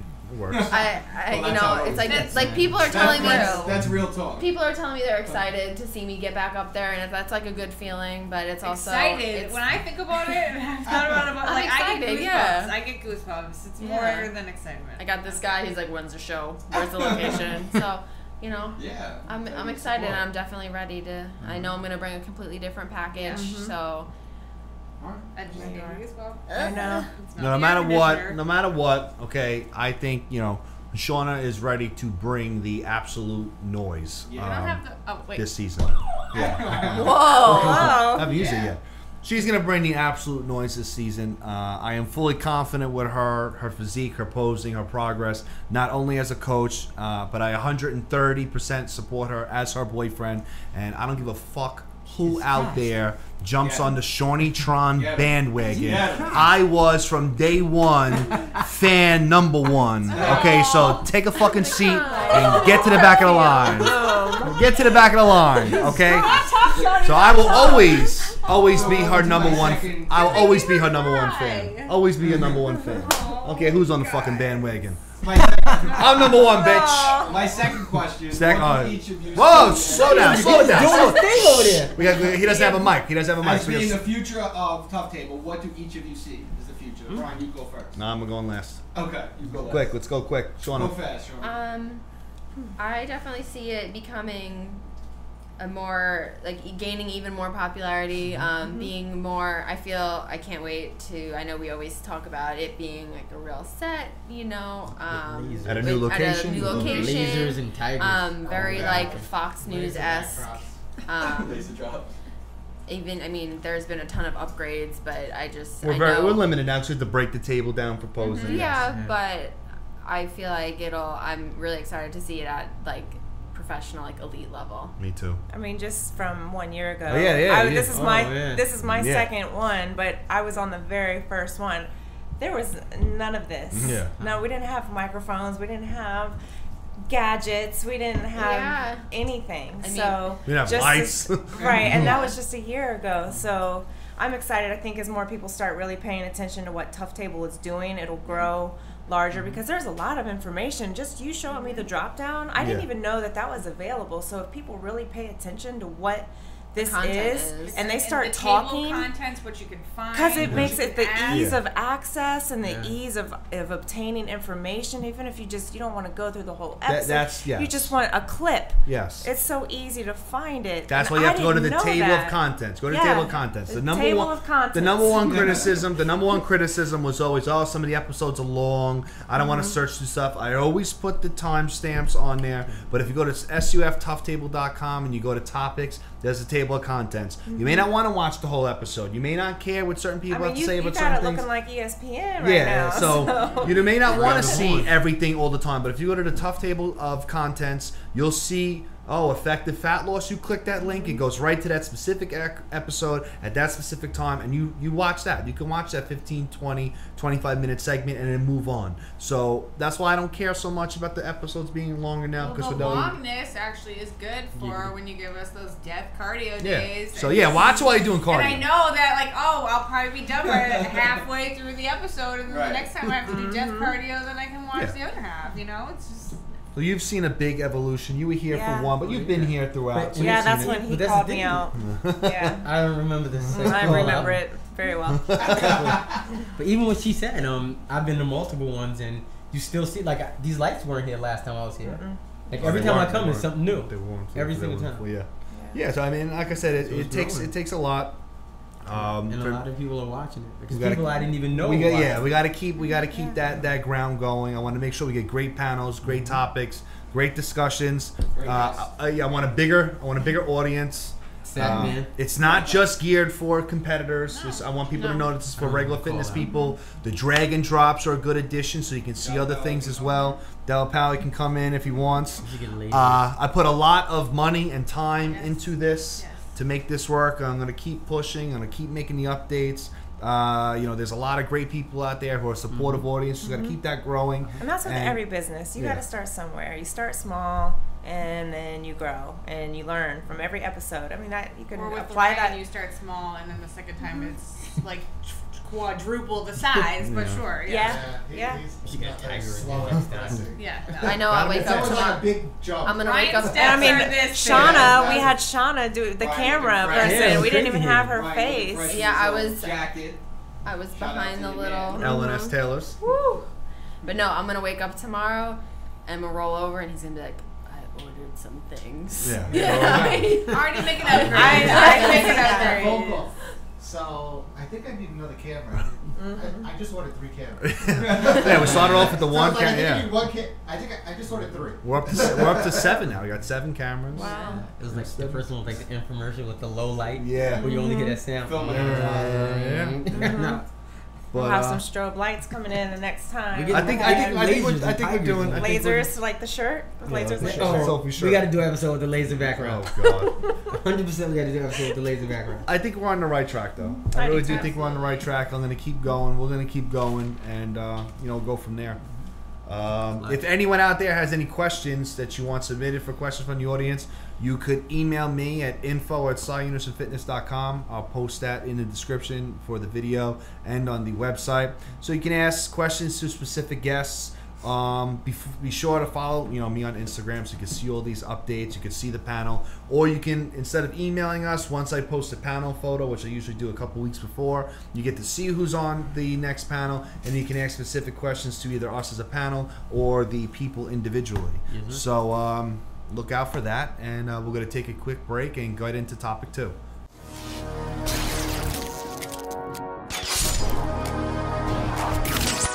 Next mission, we'll call you.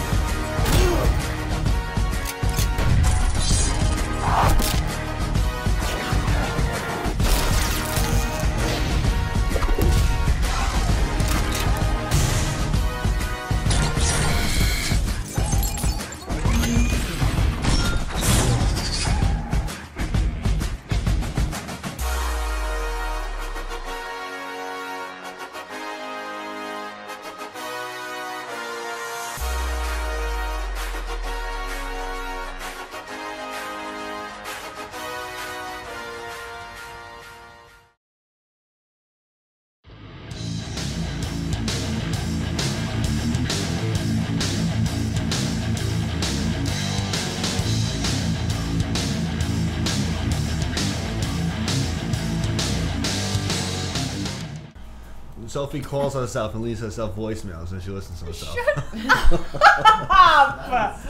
All right, ready? Put that on a t-shirt.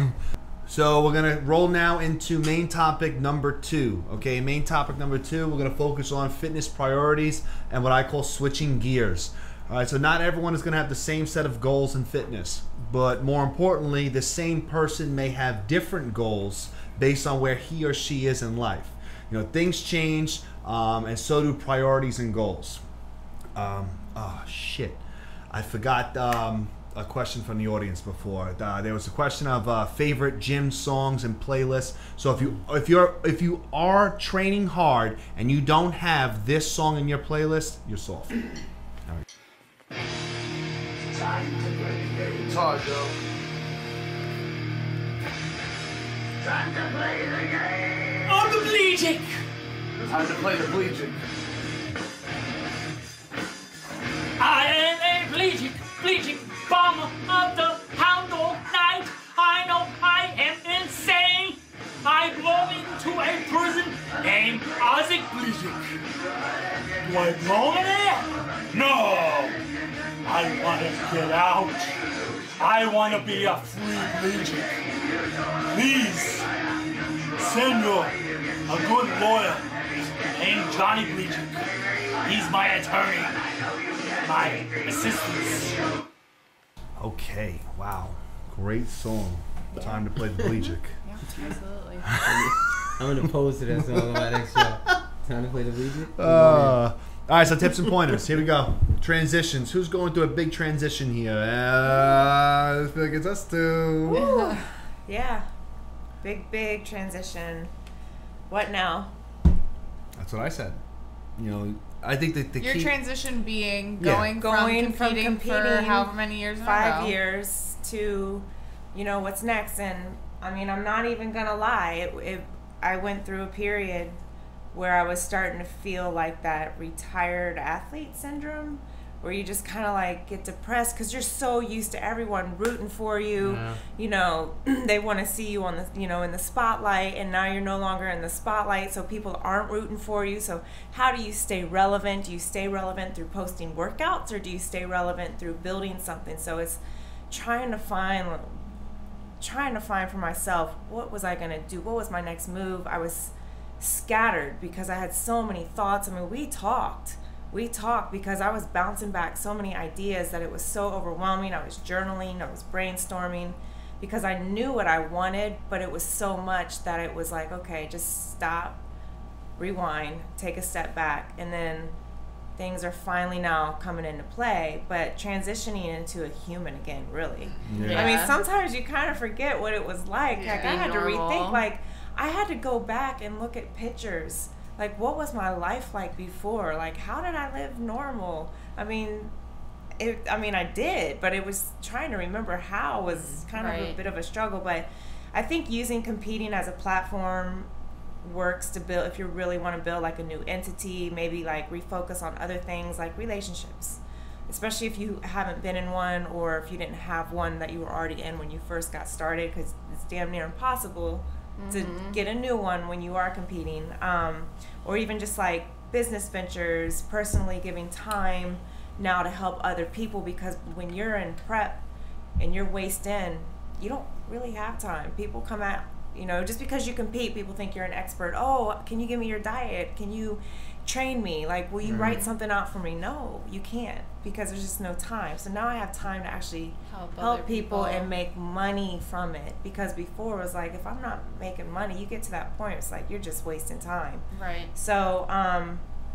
right now I'm really trying to build on things that I've been putting off for years, and that is also going to take time. So I have tons of posing clients now. They've just been coming at. I have like 8 posing clients now. I've been doing group training with this tension fitness trainer, which has given me the experience that I need to train a group of people.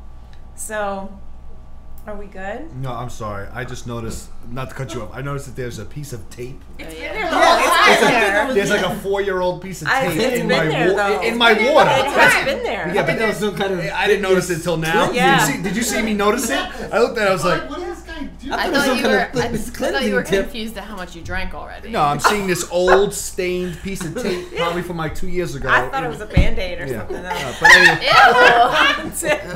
anyway, continue. I'm sorry. You have weird quirks sometimes. No, but I mean, that's where I'm at right now. But so even though I'm out of competing, which I won't be seeing the stage for some time for personal reasons, which we had discussed earlier, you know, I'm still a big part of Team Sci-Unison Fitness and building upon other things that are going to be bigger than just competing. So I'm still here. I've been doing some judging. I do eventually want to have a show. I know that's going to take time, because if you're spread thin, which we both are right now, we both are. Gotta refocus, and I mean, that's one of the reasons why I'm here in New York, is to try to figure out a plan, you know, once this is all said and done. So it's going to take some time to do that. Yeah. But that's one the of next my big ultimate step. goals. That's the next big step. Yeah, but that's going to take a lot. It's going to be a lot of work. So it's almost like competition mode. Yeah. Because you got to cut things out if you want it to work. Mm-hmm. You know? And that's where we're both at right now. We both got to be more efficient, cut some things out, and make it to that next level. Yep. I guess in terms of me transitioning, I've seen a bunch of transitions. You know, I was a person who didn't lift. I was just basketball, didn't pick up any weights, and then, you know, in early high school, just to be better at sports, and I had an elbow surgery coming up, and I heard that, you know, if you start lifting weights and you're stronger before the surgery, you'll recover faster. So I'm thinking about just getting back on the basketball court as fast as possible. So that was a big transition, not lifting, going into that lifting. There was a hardcore North Babylon weight room style. So that's how I, you know, was there. North Bab football and stuff like that. You lift in that mentality. Then that lifter turned into more of an enthusiast, and I was late high school into college. That was a big transition where it's like, you know, I don't want to have to lift like I'm playing football anymore. I want to start looking better and focusing on the nutrition and stuff like that. So that was another big jump, a big evolution for me. My physique started to change. I started to learn a lot more. It wasn't just bench, squat, deadlift, eat mad pizza like it was in high school. Like that's what. Which sounds like a good idea. Yeah, it was. But you know, like I was wondering, like, why am I working so hard and I'm not looking the way I wanted to look? So that lifter to enthusiast was a big transition. And then of course there's enthusiast to competitor, where it's like, all right, so if I'm working this hard, I'm learning this much, I want to go to the next level. And then like initially for me it was, you know, like my personality, too obsessed. I was too obsessed with everything with competing. It ruled my life, and every little variable had to be controlled at all times, and it was just too much. And I learned to later on in life, in my competitive, you know, timeline, back off a little bit. Not that I'm not tracking stuff, but just not care about every single little thing. It was almost like if something happened and I was up for an extra half hour, I'd freak out because I didn't get the maximum amount of sleep, which then stressed me out anyway, which kept me up later, and it just, everything stressed me out. Yeah, so it's just I learned later on, like I just didn't care. Like I looked my best in 2014, and that year, yes, I counted everything, but I didn't give a fuck. I was just like, you know what, I'm gonna go and do this, have a good time, count all my stuff, pose, and do everything. I ended up competing like 5 or 6 pounds heavier, fuller than I ever did. It was great. You know, the most recent transition for me has been from competitor to coach, where it's like I kissed the competition stuff goodbye, and now I have to start on focusing, well, not start, but continue to focus on you guys and other people on the team. So it's a big switch. I was saying for a while my workouts were taking a hit. I didn't know how to properly balance stuff, and I was so used to always having to work towards something, and now it's I'm a retired coach post 2014, where I just have to find a way to be fit, be in shape, be healthy. Retired. Sorry, retired coach. But retired competitor, yeah. So now it's just I'm trying to find my new way now. I caught on to that. Okay. Let's back up real quick. But I was going to Creek Fitness. Way to just. Yeah, not yet. But retired. It says retired coach. I know, that's why I was like, what the f-? Yeah, so my retired competitor. I just got to focus more on the coaching and just staying fit and staying active, staying healthy, keep my health in check. It's a big transition, but I've seen a lot of them, as I'm sure did all of us.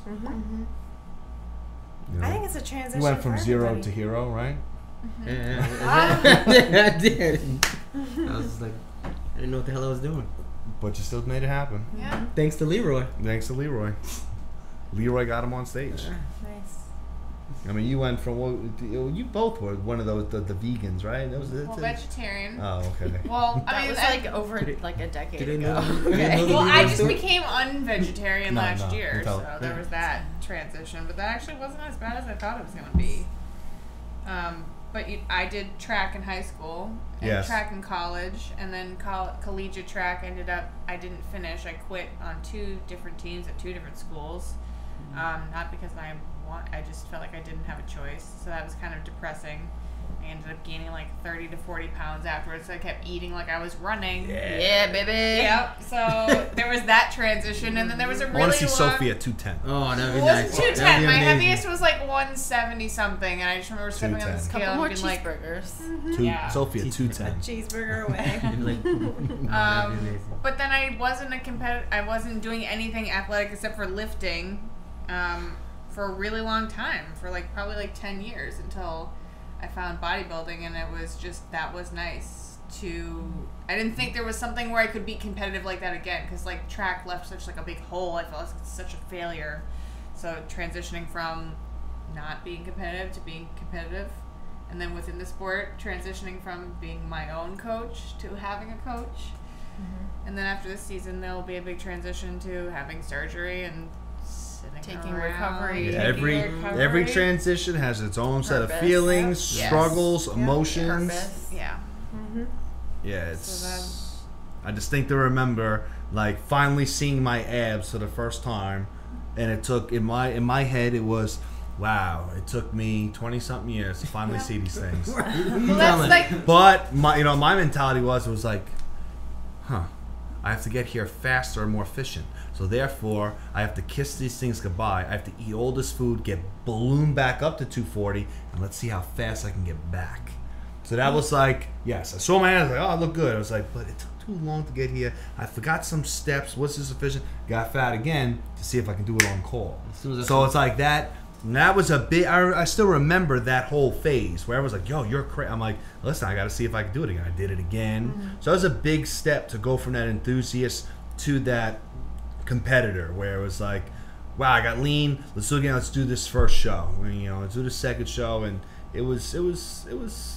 I remember then it was a good feeling, and then the whole idea of the transition from I'm eating good foods and I'm getting lean to learning how to count. I remember how stressed I was to I have to, what the fuck is this? Counting this shit, And I was just oh my god. And then it became clock goes, oh, this ain't that bad, and you find your own little things to keep things going fast and efficient. I still remember those oh shit moments where I was oh god, this is what has to be done. And then I remember, oh wow, I look good, I'm lifting good, I'm getting lean, and it was the transition to posing. Posing's easy. It's gotta be easy. It's gotta be easy, right? And I remember hearing posing's gonna be harder than all the other stuff. Yeah, okay. And then I step into try to pose. I'm this is the hardest aspect. Yeah. I was wow. So all those aha moments, I still remember those feelings. Yeah. And Posing's movie became friends for life. Yeah. Like, so what? I hump the air like this? Yeah, you like grab my ass cheek. I was like, this has to be hard right here. I was like, we are friends forever. After that, we're friends forever. But can we find those lemon poppy muffins? Because I still can't find them. No, those are gone. Those are the best muffins ever when he was on prep that we used to get. Yeah. Those like incredible. You were eating muffins on prep? It was afterwards, and it was like further But they were out. good. They weren't that Wait, the poppy seed? It was like sugar-free Don't lemon the poppy poppy. seeds though have like traces of like opiates? Yeah. And Nah, stuff? you gotta eat If you an eat ass like ton a of bucket poppy. of But they them. were so good. You gotta eat like a bucket full of it. They were sugar-free? Yeah, they it were wasn't the best thing to sugar-free. be eating. And plus, I ate most of them afterwards too. Yeah. Yeah. But they were so good. Yeah. I can't find them anywhere. Yeah, well, you weren't a competitor, and then your motivation was Leroy. Seeing Leroy's picture on the wall. But we were at Junkyard. It was an indoor Yeah. session. And what was that? The Stairmaster machine? The Jacob's ladder. The Jacob's ladder. Leroy climbs on the Jacob's ladder and somehow gets the cord around his neck and his leg. I shit you not. So I walk up to Ryan. I'm like, Ryan, who the fuck is this guy? And Ryan goes, yeah, go outside and look on the wall. I walk out and I see Leroy's picture and I'm like, yeah, I'm gonna be a bodybuilder. Yeah. So I'm like, if Leroy could do it after almost dying in the Jacobs machine, I was like, 100% I'm gonna be a bodybuilder. He almost killed himself on the rower too. Yeah. I remember I looked and he like went I shit you high not. and it almost like He almost like backflipped off. yeah, almost. of it. I was like, Leroy, what are you doing? Yeah. And he was like, I don't know, man, but I'm doing it. Yeah. I was like, go look at the wall. I'm like, Leroy's the best. yeah, I'm gonna be a fucking bodybuilder after seeing Leroy almost die. Wow. Yeah, Thank you, Leroy. it's a big transition, and the big transition also is too like when you decide to hang it up. Yeah. Hang it up. When you decide to hang it up, things get a little different. It's Especially hard. if for Especially you, if you're used to it. Yeah, if you're used to it, if you're used to being at the pinnacle, like Mm-hmm. that's. And being praised, like, go Heather, we're rooting for you. People like we still like everyone still loves you. It's Right, just you not. go out at the But top that's is the best way to go out. Though. There's It's like, okay, there's so much more to a person than that. Right. Right. And I think people can get lost in that mindset. And it's like you have to remind yourself, like, there's more I'm than more just than this. that. Yeah, well, people. What the problem becomes is people let fitness define them. You know, it's like that's why sometimes I go off on such tangents on social media, and it has nothing to do with fitness. And I almost poke fun at fitness because some people are so fitness that it defines them. Where it's not an aspect that creates the person. good. It's like it just defines their everyday being. Every photo, everything that they post, Yeah. everything in their life is I just had like. a person talk to me, and they're like, you can't let fitness define you. You need to find a way where you define fitness. Yeah, Right. yeah. And that's when you go back. That's when you go back to the beginning. It's like, where did I start? And sometimes when you take a break from fitness, that's when you appreciate. It's like, the heart grows a little bit fonder, and that's when you appreciate it a little bit more. When you take the that journey. break. Yeah. If you're always in the journey, you don't know about the journey. I took a week. I took a whole week, maybe even 2 weeks, and I didn't go to the gym. I hadn't had a break, and you already know. I never even took breaks after shows. I had to force myself upon my will, and it was the hardest thing to do because I'm like, how do I feel when I don't go to the gym? Like, I get anxiety. Yeah. That's not good. So I started love journaling. not I going to the started gym. journaling. That made me cardio bunny. Baby, make me an omelet. So and that's where things started coming together for me more because I had to hash out my thoughts and why I was feeling that way and what I was going to do about it because I felt that there was an issue with it. So it's not an easy transition, but you got to be so real with yourself when you do transition so that you got to stay true to who you are. Well, even And the I small feel transitions from like competition to off season. Off season, it like turned into switch on That's and off. not even a small. I mean, it seems Right. small because it's a short period of time, but that's a big transition, even when transition. you've done it before, because it's not You're always counting, gonna be the same. you're counting everything, Because your mind is conditioned. and then it's like all of a sudden Conditioned it's every like, day. so what do I do now? Yeah. Even right after the show, when I did the first show, you were like, yeah, go home and have a cheeseburger. I was like, oh, I get to eat a cheeseburger. And then I you're didn't like, have that ooh, cheeseburger. I Yeah, I was want like, nah, fuck it. I was just like, I'm don't good. feel right about it. Yeah, I was like, nah, I'm good, I'm good. Well, me for my first show, I couldn't control it. I gained. What was it? 17 pounds in 2 days. I competed on a Saturday at 193 There it is. He's on not a Saturday, and on Tuesday I was Were you 213. Yeah, oh yeah. Were you throwing up? I had to induce vomiting on Sunday. Oh my God. We It was ate like a whole we pie. ate pie, pizza, Subway, Chinese food. I ate at least 9 or 10 muffins, blueberry. I ate had yogurt, and my whole grandma. Why My grandma does this had yogurt. happen? This happens. Why does this happen? Because the whole time I'm making a mental note of every food that I want to eat, and then once it You was, made a mental. I make an actual You list normally throw up. You of all the normally foods. I Dorito had, local no, tacos. I had to for Needed this one because those. with my stomach White started to cramp. Castles, You needed always do those, that. and split pea soup. Ugh. I engorged myself in Oh this my stuff. God. Ugh. Yeah, How could you not like split pea I soup? do like it, but I wouldn't- gained so That wouldn't much be my in a post show. short period of time because I didn't know how to make that transition. Yeah. Big Macs. Did not. Did you swell up? Oh See, hell like yeah! that Feet? one Did the your feet hard and your way. hands swell up too? I was a fat idiot in like 4 days. It's like Aw. He's like, I he's ate like so White much Goodman food. from I was Dodgeball. just like, oh god, what is happening? I was like, I shouldn't eat anymore. And I was just eating anything. can't stop. I ate like my grandmother's little yogurts. I ate like 10 of those.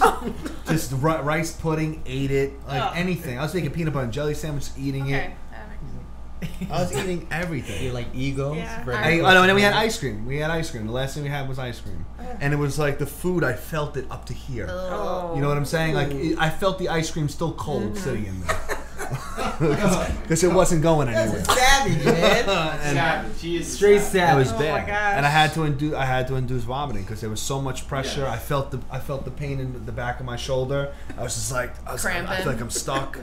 Yeah. Yeah. But the funny thing was, like, I don't know if I'm gonna edit this or not. But when I had to throw up, I did. And I said, "Hey, what's the ice cream?" The ice cream came out tasting good because it didn't go Because it was anywhere. fresh. It hadn't been digested And I looked. yet. I like. I It think hadn't Marcus hit was the here. I acid. think Marcus. I was like, "Yo, it tasted good both ways." Like, Did you reheat it? no, it was in the bowl. But I'm just saying, Kenny's going like, out, I would've. going out. I was like, Ugh. damn. I would. Yeah, so that's baby a So the gross. trans It the just gave me transition. goosebumps. Yeah, the Thinking about transition. that. We don't waste food where I'm from, right? The transition from show Gotta to bite off something, season chew it, is and then be like, It's nah, tough. good It's enough. rough. Like It the is. taste in I his mouth remember- is craving it. I remember after my last season, it was like, oh, okay, like I'm okay. I'm in off season. I'm building. I'm making improvements. But then, and we were keeping busy because it was when it was EPC, you know, so that was okay.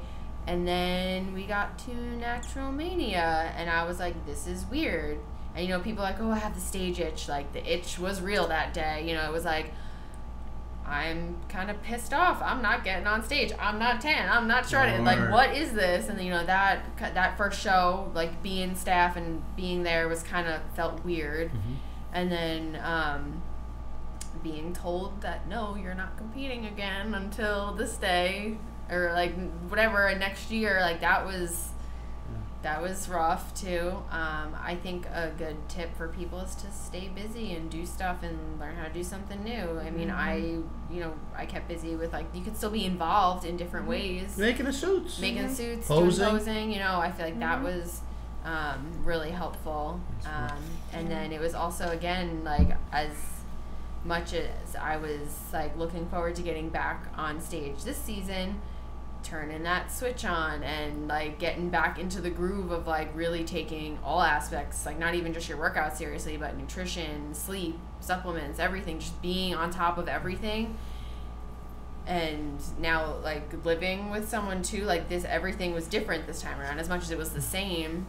And it was like a whole new set of challenges and like, okay, wait, I need to think of it this way, or I need to go about it this way. And that was, I feel like we're okay, right? Yeah, no. Doing good. So, yeah, it definitely is. I feel like every season is its own, and every transition is gotta keep an open mind and go that way. Well, what transitions you have besides the? She said from having a coach. Track, Yeah. being heavy, being not heavy. What'd you place at Worlds in 15? I did not place. Well, you had to play something. 7th. 7, and that was figure. Yeah. 2015. Yeah. That would be a big jump. Mm-hmm. Well, I'm just saying. Not mental- placing. That's the only show I've never placed in from day one. Well, I'm saying to go from that, that season was still a Well, I mean- success for you, though. No, I did win one show, but that season in general just felt like a big failure to me. Having come off of my first season be really successful, I had lots of goals for myself for my second season, and that second season did not feel good for many reasons. Not just competing, but my own personal life wasn't going very well either. So the transition from that, me being my own coach, to then you was obviously huge. I started eating chicken and turkey, still semi-vegetarian. Like, that was actually not as big of a transition as I thought it was going to be. It was a big, like, I got a good physical bump from that. Not having to stress out as much. Yeah. Having someone to talk to about things and work through with things. And be a little less in your own head. Yeah, that was huge. Big transition was, if we're going to talk about the team, was pre-2012 and then after 2012. Like, pre-2012, we were just, we were trying to chase a pro card, and, we joke now about how we were the king of the novice classes. So we would always just go into the novice class, try to get the novice win. And it was like the open was like this mystical thing that we never even... Ooh, yeah, you went from being like, oh, I don't know about open. Now you're like walking around with five world titles. Yeah, so it's like, it was like, ooh, we let's win novice first. I met you in 2013. Yeah, right? 13. Yeah. So you met us once the wave started building. Yeah. So it's like, let's play here, and we'll see about the open, and then. So from what was the first year you guys worked? 2013 in June. 2013 to 2016. Yep. Yeah. That's 3 years. So I met him. 3 years, he got 5 world titles. Yeah. So I'll never forget sitting in the cafeteria by myself, just like observing, watching, and I see "Don't Be Soft" shirts, which we just got now back. So shop at SUF.com. Don't Be Soft, and he's got like his 3 guys, and they're doing stuff, whatever, and then whatever. It was time for the figure girls. I don't know if it was prejudging or finals, and I had to run back and get my rice cakes. I didn't have my shoes on, so I had to run from the stage back to the cafeteria. He's in the hall, and he's like, hey, where are you from? Where are you from? And as I'm running past, you told me I was your favorite, and I was like, gonna win. I was like, you'll take first. You'll take first. I know my coach wasn't there. I didn't have anybody with me, so I was like, I have somebody cheering for me. That was like the best feeling. And then you showed me later when we went back in the room, you were like, I follow you. Yeah, I was like, this is you. This is you. I love those. Which is very different from the first time I met him, when he wouldn't stop giving me dirty looks. So because I knew you were going to beat one of our girls. Dirty looks. You're going to beat one of our girls. At each show, there was this fucker giving me dirty looks. Well, every time I saw you, I would turn to him like, the bitches here that told blonde girls to here. So you knew you were going to beat our girls. Because I remember telling Ryan at and then we bumped into you there. I was like, that's my competition. Yeah. That's who. But then we were cool at Fulton. That's when everything started. Well, because you friend request, and I'm like, this guy's giving me dirty looks. Friend request me on Facebook. Like, what is that about? Just his story. I posted last night. I was just focused. I was focused. Because I would look and be like, oh, there's the winner, or she's gonna be a problem, and you ended up being a problem. So and he does. He still does. And he's also still that way towards me. Mm-hmm. So not much has changed there either. So he is who he is. There's a sign on the door that says Sophie's not allowed when I and get here. And then on the second door it says Sophie's still not allowed. He's been like that since he's been. I know. Forever. Well, but I mean, 20 years. Heather gets the "you're my favorite. Here's your pictures. This is you. I follow you." Well, I said she was gonna win.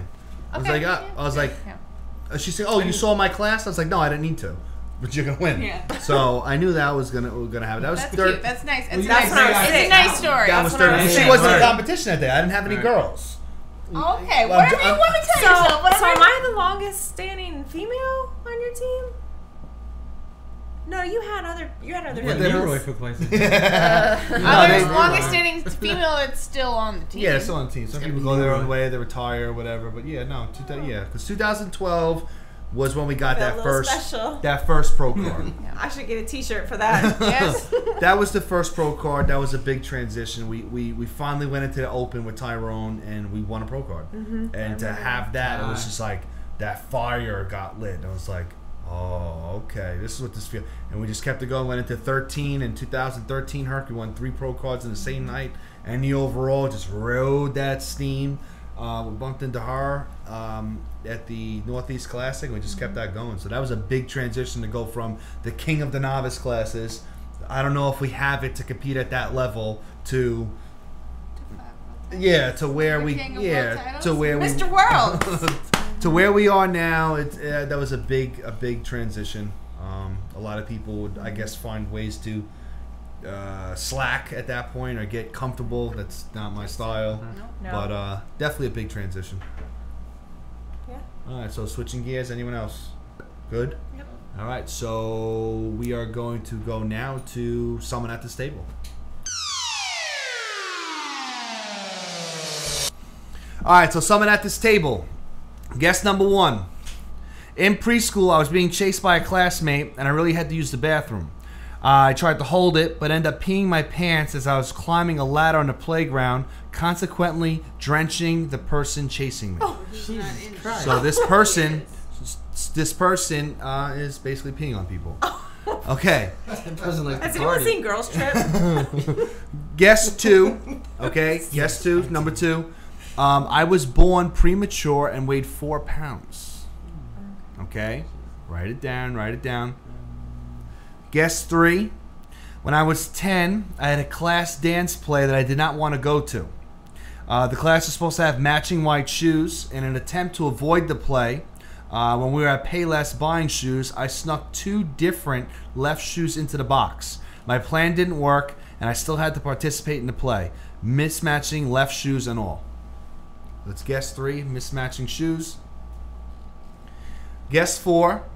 In high school, I liked ceramics class so much that I used to go there for extra time during my lunch period. And guess 5. I hired a Jamaican bartender to be my personal taxi on the island of Ocho Rios. Is that how I say that, Javi? What is that? Ocho Rios? Okay. Yeah, that sounds right. And was pulled over by the Jamaican police looking like a suspected for looking like a suspected drug dealer. That's an interesting one. Guest 1. Okay, so what do we got for guest 1? What do we got, Sean? We have Shauna. God damn it. Sophie. Pens down. Pens down. Do you think I'm a chump? And I can't see it. And Kenny. Okay. I'm a chump. So who gets a point here? Shauna. So okay, so someone at this table. Shauna. Wow. And Sophie. Okay, So Heather good. pretty much thinks I'm a pissy chump. Yes. Yeah. Pens down. No cheating. Okay. We're done. We're done. Born premature, 4 pounds. Who is it? Sophie. Can't. Okay. B. It's Sophie. B. The answer's B. I got zeros. Heather I'm doing it. and Sophie. So who gets the points Who here? was it? That is going to. It's Sophie. The answer is Sophie. Got it. Okay. So, and for question 1, the answer is Shauna. Okay. Sorry. Okay. The mismatching shoes. Guess number 3. Mismatching shoes. Heather. Heather. And it is Kenny. No, I thought for a And second. Shauna. Okay, so the answer is I Kenny. still rocked that performance though. Right? I was fronting. Kenny's got 1 point. For his own For the day. For the day. For the day. For the fucking day. Okay, guess 4, ceramics class And I'm a pissy chump. is Ryan.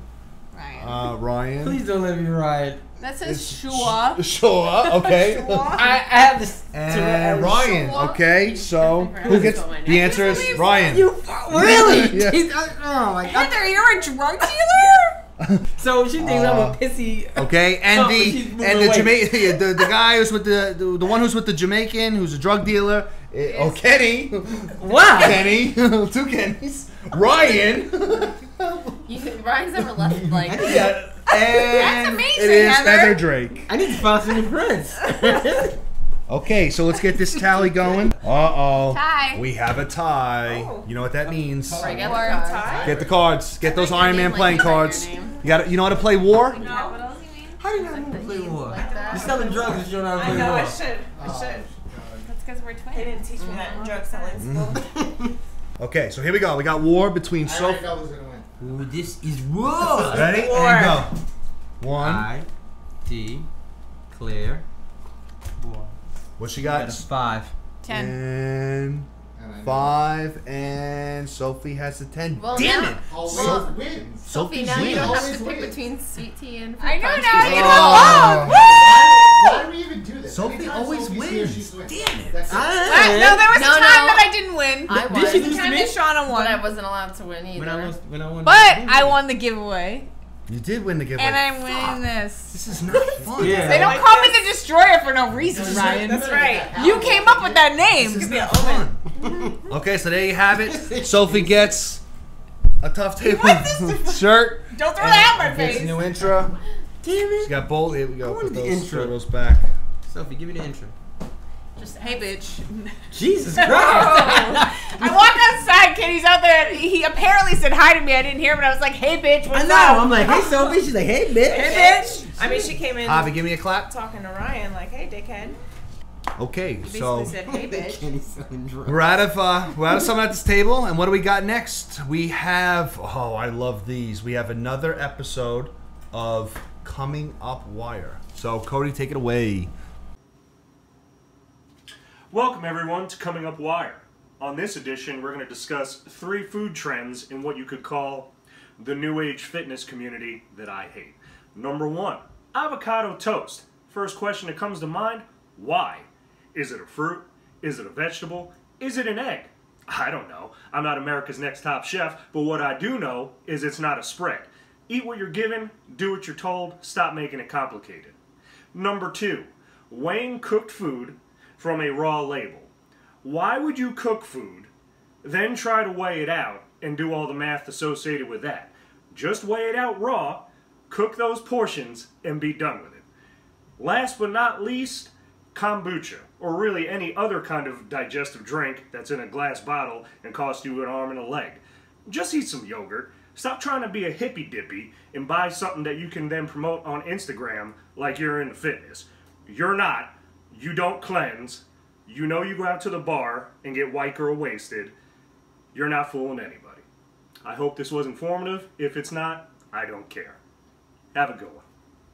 Okay, thank you, Cody. So that concludes basically Tough Table, episode 10. So we want to do a quick last lap around the table. So we're going to start with Shauna. I want to say awesome job, everybody, for the 10th episode. It's kind of a milestone, so it's good to come full circle a year later and have many improvements and just a lot of good topics, good conversations. So that's awesome. And I want to say good luck to all of Team SUF that is about to kick off the fall season. And Stephanie Kane's first one. It's her peak week, so good luck to her. She looks crazy. Yes, she really does. And also, I want to thank everyone that's been recreating the stuffed peppers. Oh, yeah. Taylor, There's Jessica, so many everyone stuffed peppers. it's like stuffed pepper inspiration. Yes, Everyone, yes, you know. right. So, have some more Shauna's Macro Mayhem stuff coming up. So, getting ready to put some more out there. Good. Hope you guys like them. Yeah, you're next. Yeah, okay. When you're ready. So a couple episodes Yeah, ago, you're I next. came up with the whole theme of that episode being like, do your research. And I think that if I was going to pick a theme for this episode, it would want to be one of those things of being true to yourself, like not lying to yourself about the extra bites, not lying to yourself. Like last night when I tried to tell myself that I didn't have enough carbs to take out to fit those macros, and I did that. Though just being true to yourself and not lying to yourself, I think, is the message that I would give from this episode. Be true, be you. Be true, be you. Thank you, Shauna. And just that I'm excited to go into this fall season. I'm excited to go in with Shauna as my competition partner. I'm excited for another season with you, even though you're a pain in the ass. Oh. I didn't say not tough. He meant that. And I'm excited for, like, you know, also the transitions. Your transition into this season, my transition into this season, your transition into, you know, what's going to happen next. I don't know what your plan is. Kenny transitions out of Junkyard. Okay, well, then there's that. I'm back, baby. I'm back. So, yeah. Good. good? We good? Yeah, it's good. Yeah. I'm excited that I just won this. Ugh. Let me have She won the giveaway. She won the giveaway. Again. Yeah, she won the giveaway, and I didn't want to give her $50 cash, so I got singles. I got singles made up, not made up, but I wish made up. I got singles and quarters. And then she ended up having to buy something from me, and then she ended up giving me that money back. I gave it back to him. So it's like in the end, I fucking lost anyway. I lost everything. I lost everything. That's the nature of our relationship. So I lost everything.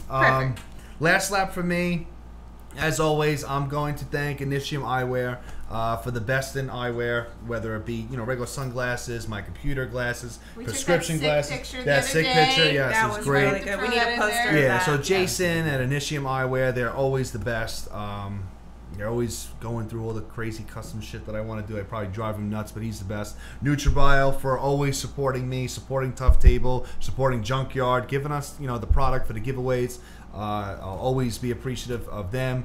VinylYouUp, always Javier, our 6-man, for making the cool, crazy T-shirts. I know I drive him nuts with stuff like that. All the decals, everything done by him. The paddles. So always, the T-shirts. Yep. Really? I'm gonna get one of those T-shirts. Yeah, he sold him. Sold his company. Yep. Oh shit. So VinylYouUp, I always thank them. And last but not least, look at this.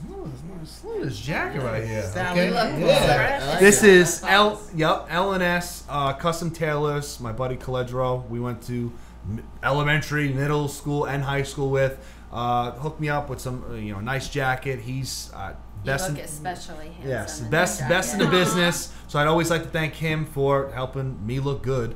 In terms of Tough Table, I want you guys to like, subscribe, and share this video, this episodes past. I want you to go to SUFToughTable.com. You can check all our full episodes there. You can go to topics at the top, and you'll see our table of contents. So you don't have to watch a whole episode and go seeking through. You can go find the topic that you're interested in. You click the link, and it goes right to that. You can see that segment. So there's no excuse about length or anything. Go get the information and evolve in terms of fitness. So I'm good. Kenny? All right, yeah. I'd like to thank the lovely cast that was up here with me, and Ryan as well. Does look extra handsome in his jacket. Doing it good today. Doing it big. And special shout out to a friend of mine, Sean Carroll, a guy I worked with for a couple of years. He's a great co-worker, great father, great person. He's battling leukemia right now, and I just want to know that he always has our prayers with him. Nice. Agreed. And I would like to thank each and every one of you, Ryan especially, for letting me be here today. Coming all the way up here from Ohio to spend 5 days away from my babies who I miss. But just being a part of this and seeing how you guys have evolved is huge, and I'm just really happy to be a part of it. It's really cool to kind of be on the other side of the table this year and seeing Shauna where last year she was on the outside and she was like the mother hen helping all of us. And so it's really nice to see the two of you like right now, and seeing your transitions is really exciting. And I really hope that I'll be able to make it to the big show and see you guys and be able to fulfill some type of role as a staff member to help, because I do want to support my team. So this was good. Thank you. Good. So good? Good. Episode 10? In the books. Tough. In the books? Yay. We're good? I get you one, Kenny. Oh yeah, she stole mine. No, I didn't. Episode 10? We're out? Javi, do you got one? Yeah, Where's yours? right here. You got, there we go. There we go. All right, episode 10. We're out.